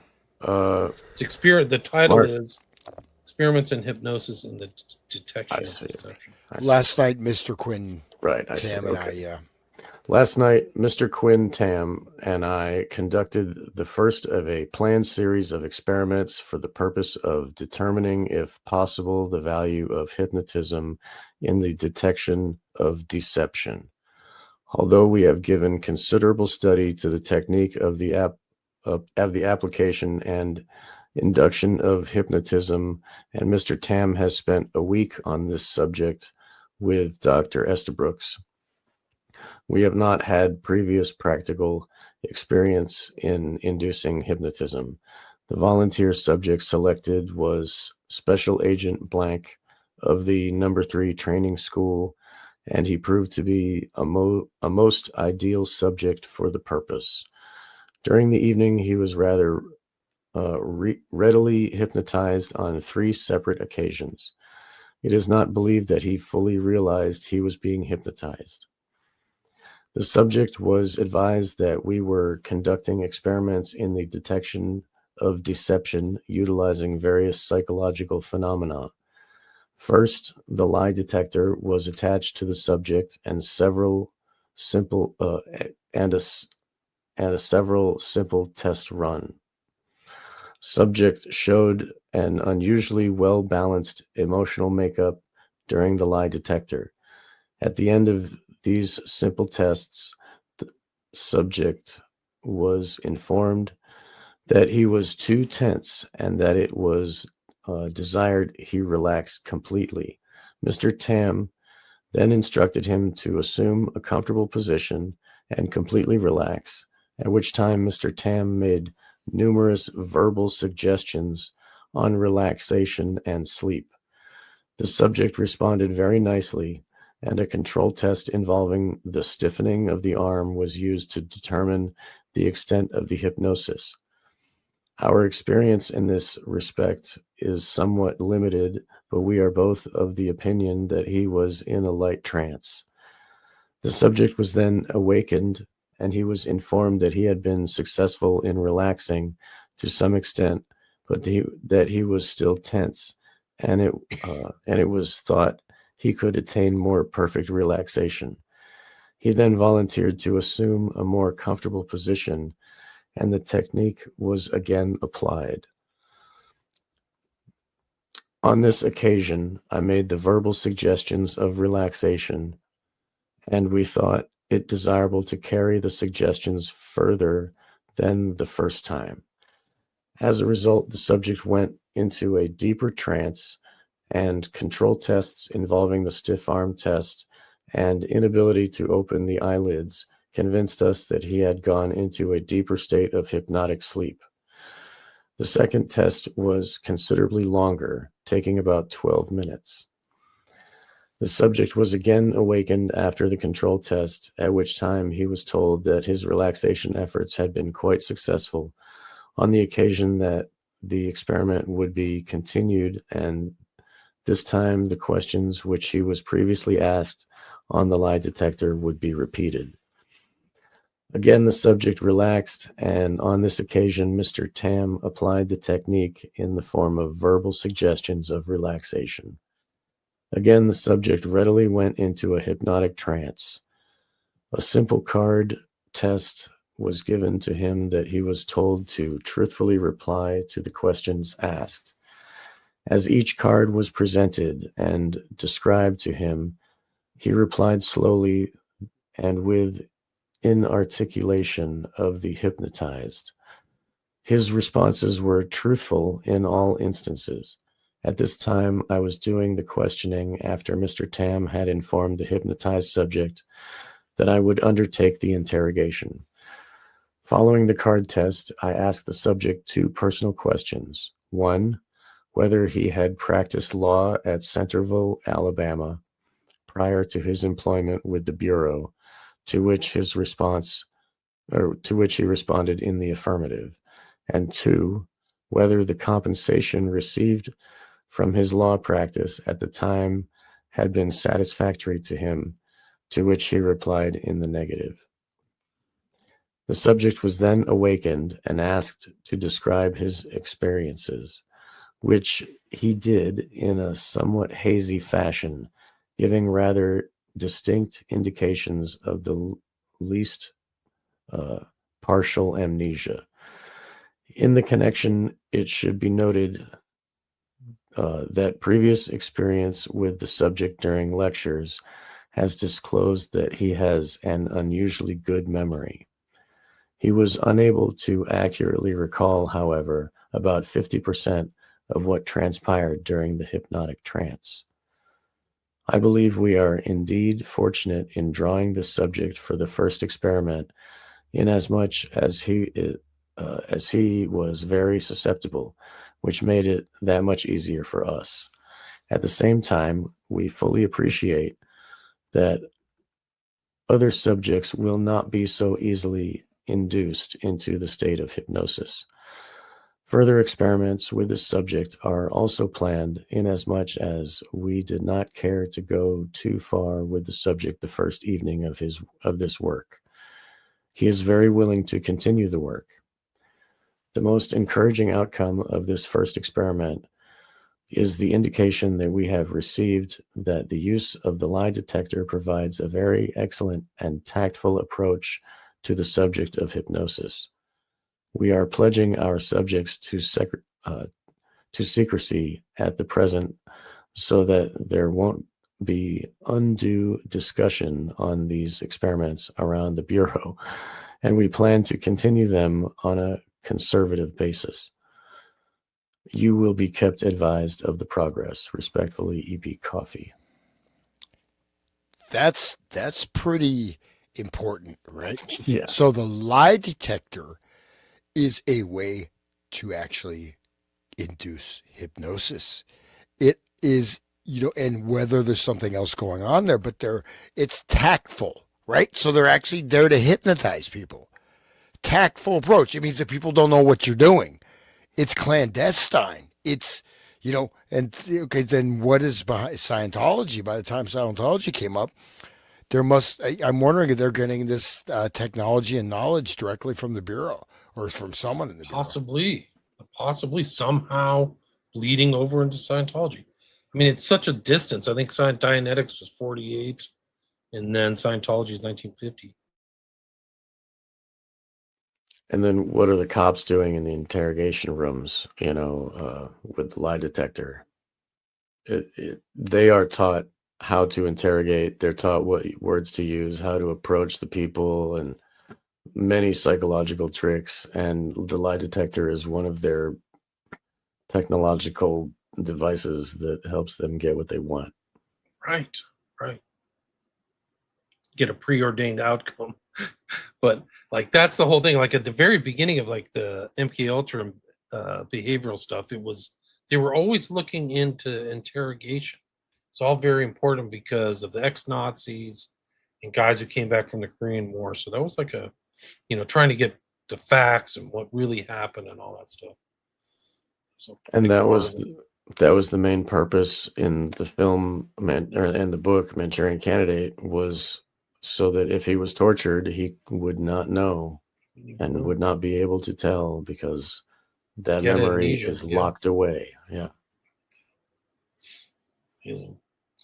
Just more like correspondence between Estabrooks and Hoover. We undertake and plan experiments in the field. Oh yeah, we were attempting to keep up to date on the general subject matter and keep abreast of the developments of others in the field. It has not yet been possible for the Bureau itself to actually undertake or plan experiments in the field, nor do we contemplate any such actual work this summer. I know we'll get to this later. A little bit later, it literally says, Mr. Tam, this is about Estabrooks, that he is probably brutal, absolutely without scruples, as far as his research is concerned, and will go to any means to obtain the desired end in the research which he is interested. So they're literally saying, and he's doing things that are we go further on. So he's literally saying Erickson has no scruples. He'll do anything. He's not the happy, grandfatherly benefactor of mankind. I mean, this dude is like basically demonic, right? That's what they're saying. Okay, anyways. He's Alex DeLarge from, he's like pure, perfect psychopath. Crazy. I mean, he's probably one of those guys who realized he had a lot of power through all this knowledge and maybe applied it in weird places. It sounds like it. I mean, it's just that whole thing of like, your wife is gone, your relationship's over, and then, hey, I got a new 21-year-old wife. Same, but within 12 months, crazy. J. Edgar Hoover, Estabrooks, this is another one. With reference to the possible dangers arising from the use of hypnotism, I do not think there is any doubt that bad effects may result from hypnotism if it is improperly used. On the other hand, I think that the consensus of opinion in the entire field would be that results should only be beneficial when it is employed in the hands of an expert. Frankly, I've never seen anything which I've considered in any way harmful resulting from my own experiments, and feel quite certain that other authorities such as Erickson, McDougall, and Hull would agree with this general statement. I enclose a few rambling remarks which I wish you would file under this general subject. I'm sending a copy of these to Captain John Stapler, since the Navy people seem somewhat interested in Navy intelligence, probably. And then he's kind of talking about being around with his wife. It's totally safe, you guys. Just look at James Holmes and look at the Nashville shooter and all these other people. Like, who knows, like how many of these mass shooters? They're okay. Everything's fine. Look at Ted Kaczynski. There's nothing wrong. There's no danger. They have weird handlers or something weird's going on. creating a murderer isn't a danger, though, is it? I mean, look at Dave McGowan's book. I mean, that whole freaking book, like, is all those people. It's not dangerous at all. No, it's fine. Do you know that there's a connection between Salinger to Kaczynski through Murray? No. Yeah, Really? so I found this out. Is that Salinger's second wife that he married in the 50s was Murray's ex-wife, and Murray's ex-wife, they had done a lot of experiments together. They were kind of like maybe Erickson and his wife, and Murray was like the guy who did the mind of Adolf Hitler. It was called the Langer Report, and then Murray tortures Kaczynski for 3 years. So there's literally, it's a small world. Wow. It's an opening thing up of, it opens up the meaning and how strange of a book The Catcher in the Rye is. So that puts Salinger within the kind of orbit or ambit or social grouping of very high level MK ultra behavioral psychologists. And it makes sense. Then you got to ask, how does he know all this stuff in 1951? But again, this is how, because they're already laying the groundwork. Yeah. And even there's some of these guys like the coffee guy, right? Esterbrook's mentor has been doing this since, several decades as well, right? So, so you mind if I read the next go ahead, one? please. Okay. So this is from, and again, this is less than a year, right? This is basically 1 year we've gotten through the correspondence. So it started in 1936. This is going chop, right? I mean, they're moving forward. It started, fall of 1936, I believe. So maybe off on that, but it's not much time. Anyways, April 9th, 1937. Dear Mr. Hoover, I wonder if you would incorporate the following in your files on the subject of hypnotism. Needless to say, there are many problems which must be considered in the entire subject, but from the practical point of view, I thought the following remarks might be of use. If hypnotism has any practical value for your problems, then it seems to me that perhaps the most important problem centers around the question of its induction. There may be some startling shortcut discovered involving the use of some drug or drugs. This is an interesting possibility which, up to the present, has not given any particular good results. There is also the possibility that the technique in use at the University of Illinois, whereby an animal is placed in a magnetic field, may have some utility, but that is a matter for the future to decide. It seems that probably the most important line of attack, so far as you folks are concerned, is the development of a concealed technique, whereby the operator is able to do his work behind the front of, say, the lie detector or the psychogalvanic reflex. If this could be used in connection with a brief series of tests whose purpose was not evident, then I think it would really have a really effective mode of attack. I think that the concealed technique in question can be fairly easily perfected. As a matter of fact, I feel certain that I could demonstrate it in any hospital or with any group of men with whom I was turned loose. The matter of the preliminary test is not so simply, but might have definite possibilities. May I again stress that the fact that this disguise technique is something which is very practical and very easily demonstrated, and one on which it seems to me considerable use for research could be placed with great value to all concerned. Copy to Captain Stapler.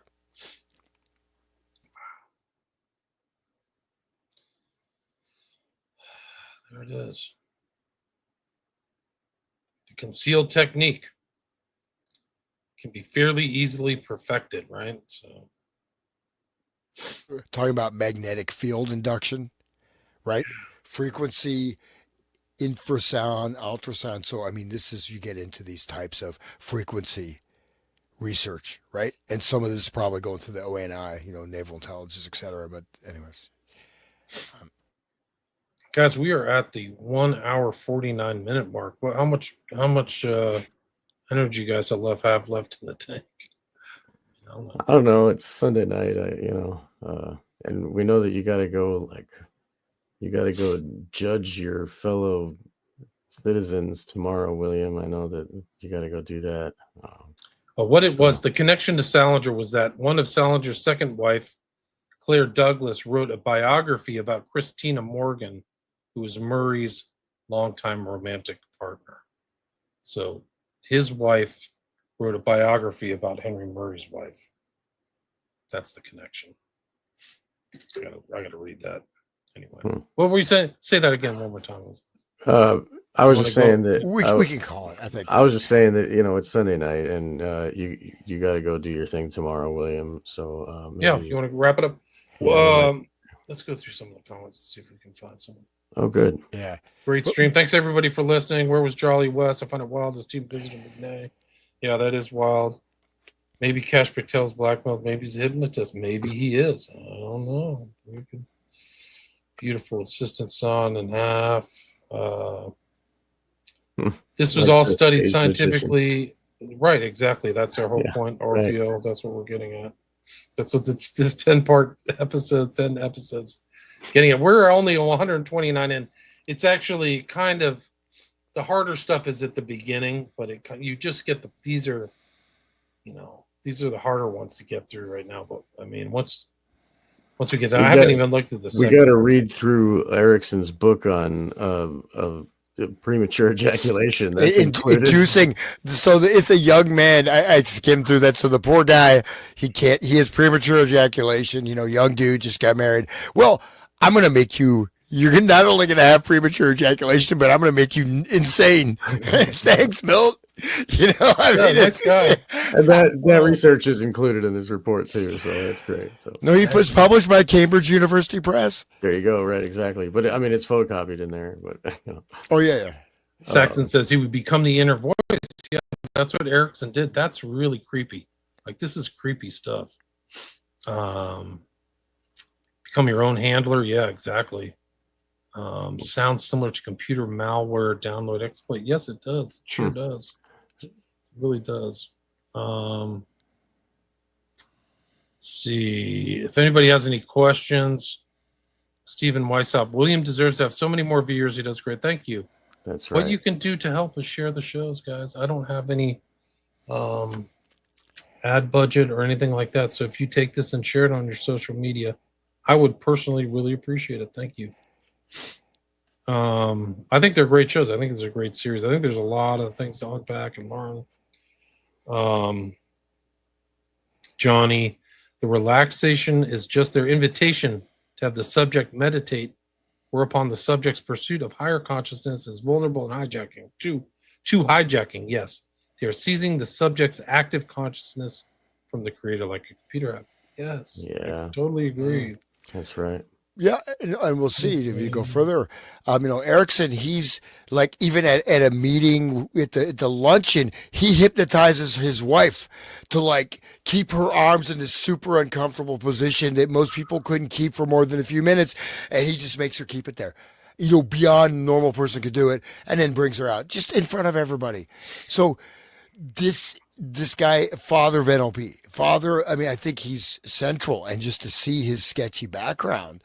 Where this is the FBI, man. These guys are when they're saying like this guy is like out there, man. It's a great quote. Such a great quote. What did they call him? What was the word again? Slightly demented. Yeah. Slightly demented. Yeah, but he says, I think it was like he also says it's necessary to question these people, right? Didn't he say something like that? Necessarily unethical and moral. And anyone associated with hypnosis has a dangerous tool and a weapon at his command. He is necessarily subjected to much rumor and gossip concerning violations of medical ethics and practices and of immoral actions. Wow. Off the charts. I mean, why else hypnotize someone if you're not going to do immoral actions? Right. Well, I mean, they say that you're supposed to hypnotize people to lose weight, stop drinking, stop, smoking or something like that. But that's what they say. That's what they say. Castor and Austin Fitz says electromagnetic tools are used for entrainment. Even in corporate gatherings, I'm not surprised. She's great. Everybody should listen. Ted, great stream. Thank you, everybody. Johnny Sumatra, lowering the resonant brain frequency should make the subject more vulnerable. Yeah, you should listen to a podcast called The Resonant State, guys. Yeah, check it Yeah. out. It's right Actually, there. just to, correct don't that. don't show up at Hans's house. No, that's okay. Stalker fans, please give me some more, man. I need more. Just bring My wife, money. she's like, who's that? Oh, you have any more? No, they're asking me for money, man. It's like, come on, dude. It's like you're panhandling from like, what is that? The Charlie Chaplin movie, about the Depression, the bum the guy. tramp. The tramp. Yeah, you're like panhandling from the tramp. Okay. I'll give you a roti, Indian bread. There you go. But no, I mean, this stuff, if you couple this with lower resonance actually in terms of brain, right? One of the big problems is that people have the beta brainwaves are really, you get all active thought, stressed, but everyone's trying to get into an alpha state, right? This kind of dream state. Actually, what's happened is the beta state should be your external awakened consciousness of your environment, immediate experience that is internalized. Your alpha state, imaginary state, is protected externally.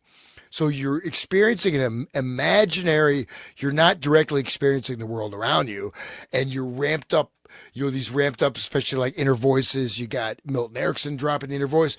So actually what's happening, you have, but the problem is that people relax, but then when relaxing is very important, but it's used as the induction of the hypnotic state by and large. So I have friends, I'm going to go to a hypnotist. I would say, no way, ever go to a clinical hypnosis. You don't know what you're getting, and be very wary of some of these self-help gurus, except me, because I don't know how to, I can't even hypnotize my dog, right, man. Maybe that's like the real podcast advertisement. Like, I'm a self-help, but I know nothing about hypnosis. Like, yeah, you can trust me. Yeah. But thank you guys. It's awesome, and I appreciate it. And same here. Likewise, it is awesome. Sick Twisted People. Those are holy now. Thanks, guys. Eric Show, excellent show. Thanks, Derek. Orfeo, this is a mind-blowing series. Well said. Saxon, another great one. Thanks, fellas. Thank you. And thanks for everybody for listening. We had 180 live listeners. But why don't you guys advertise your shows again? Okay. Hans first. Go ahead. Okay. I have a show. It's called The Resonant State. It's on YouTube, Rumble, BitChute, Odyssey, Spotify, and some other agglomerated podcasts. And I'm doing some other shows, various things, some more philosophically based, etc. Of course, doing this. So please check it out. Please support my show so I can keep doing it. And I don't have to lock my wife in a trunk and, gag her so she doesn't yell at me. Wife mute. Why? This is my $1 billion invention. Wife mute. And you see tropical rainforest, dolphin songs. The more money that shows up, the more it's renewed. No, I'm just kidding. I love my wife, and she could. That was, oh my. But no, please support the show just so I can keep doing it. And there we go. We can't see Hans. He's right. Oh, where is God he? bless Why her. can't you I see hope him? she's listening. Oh, it's because I have these comments up, guys. That's why I can't see him. There he is. Yeah, let's hope she wasn't listening. It's okay. Sean, and yours is Wake the Dead, and you guys both have stuff that's different. So you have other guests, and I know you guys do shows together and things like that. So there's other content there. Right. Yeah, Hans and I are friends. We've done a lot of shows, just like you and I have done a lot of shows, William. Wake the Dead, I talk about other things too. I did a show with my good friend James Cordner about voluntary parenting. I've spoken with Max Lowen recently about this mind control stuff, and spoken with Julia from Cosmic Peach recently, talking about John Benet Ramsey and her experience in the birthing situation that she had there. We recorded a show there too. So I kind of our show, Wake the Dead, or my show, Wake the Dead. We look at, the experience of being a human, having a mind, understanding our reality, all of that. And it goes to the demon realms and into the politics sometimes, and where I'm an anarchist, and I'll stay true to my principles, and I have done, and you can come and see that if you click. So yeah, there, Wake the Dead is there on Odyssey, BitChute, YouTube, Rumble, and Spotify, and all those things. And there's a donate page. My main website, I guess, where you can see everything is onegreatworknetwork.com/Sean-McCann. It's not my website, but I have a portion on there that's mine, and so you can find me there and all my stuff. And Hans, you have your own website, right? Yes, I have my website, hansutter.com, and I'm also, I believe my page is now up and running. I just have to start uploading shows on the Run Great Work Network. And briefly, yes. So I am looking into, there's a pretty complex, it's entirely new system that just check out the show. You can see it. It's some of the stuff I sort of hit tail end with William, but I got some of these guys that are part of this called Conception of Social Safety, which is really mind blowing. It's a full integration incorporating, if all of this research is used in a positive way, right? How to liberate humanity. Wow. Right. And not, because so much has been misinformed, has been occulted. So much of the language we don't, you know what I mean? We've lost our way in terms of language. If your language doesn't make sense, what are you going to do? So it's not, of course, all doom and gloom. We're trying to find, as you're doing, John, right? Find how to reintegrate and how to move away from this particular system, which is reaching its apotheosis. It's reaching sort of the end game stage at a variety of levels, including, do you want to be floating around in like Jerry Garcia talked about in 1992, you're going to be there, wearing your little bodysuit, making up your own language in your head, having imaginary sex and becoming a guitar virtuoso. He's like, you never even have to practice. You're just in virtuality. You can play in front of huge crowds, literally. And then you'll never have to have physical sex. You could just, just sit there at home. I mean, and this is 92, right? And obviously the whole digital age is connected with this complete disembodiment, total derealization, complete state of schismogenic control. And in a sense, we want to remove the handler that's been installed in your own mind. And even no matter what extent it's operating, this is the agenda. So, and of course, William, you're a great, productive author and podcaster. So please say about your show and everything. Just been busy, a lot of shows. William Ramsey Investigates. I got 3 YouTube channels back. If you're listening to this, I don't know if you're listening to this on Spreaker or Spotify, but these streams are doing really well. A lot of people are watching them. So I've got a lot of stuff on YouTube now, and 5 books on Amazon. Patreon is kind of active these days, so if you want to talk to me, a lot of stuff I post there. I got a lot of old West Memphis 3 stuff I'm posting there. But yeah, I've been busy. This is one of them. I'll give you guys a taste of what's happening if we make it to an episode 11. This document's incredible because Erickson, this kind of sinister figure, when placed in this deep state of hypnosis resembling very greatly an intense trance, Dr. Erickson proceeds with a type of experiment which he calls the personalization, and changes the boy's personality from the individual who he actually is to a fictitious character whom he calls Johnny Walker. Wow. Literally changes his personality, guys. This is dangerous. That's what Hans is just talking about. So yeah, get the handler out of your brain and avoid becoming a Grockian clown, I guess is a way to put it. If you've listened to this series, you know what that term means. I'm gonna promote that concept into everybody's brain now. This condensed concept of a Grockian clown. That's really my objective of my mind, is not to hypnotize people, to understand that concept, because you'll stop calling people normies, man. You'll be like, oh yeah, you're just repeating. Do you have any there's so many people out there with conditioned response. You talked about zombies out there, but like automatic conditioned response to things that are uncomfortable. They'll just immediately go racism or you're sexist, transphobe, all this other stuff that like goes over rational thought. That's what people call it, like name calling. it's maybe even worse than this name calling. It's just like a conditioned response they've programmed into your brain through thousands and thousands of messages. Anyway, Can you just show a picture of the actual grok, if you don't mind? Can you just, did we find one? Did we find grok? I've got a bunch of, just search grok Okay, the let me clown. see There's what's tons of happening. them, man. There's he's grok. Oh my god, he really looks demonic though, man. But the real Grok was like a No, this is a real the actual fancy grok. gymnast. He was not broken, beaten. Like that's what we talked about that in like the first episode. Yeah, but just look at his face. So I think this is Okay. definitely. Is this the guy? Oops. Grok. Whoa, Is this the dude? Wait, let me find that. Grok in his dressing room, 52. 52 seems. There's Clowns are scary, man. There's particularly just black and white. If you just put grok the clown, yeah, that you can go down. There's like, I don't know which one. There's a lot of different ones. Is this him?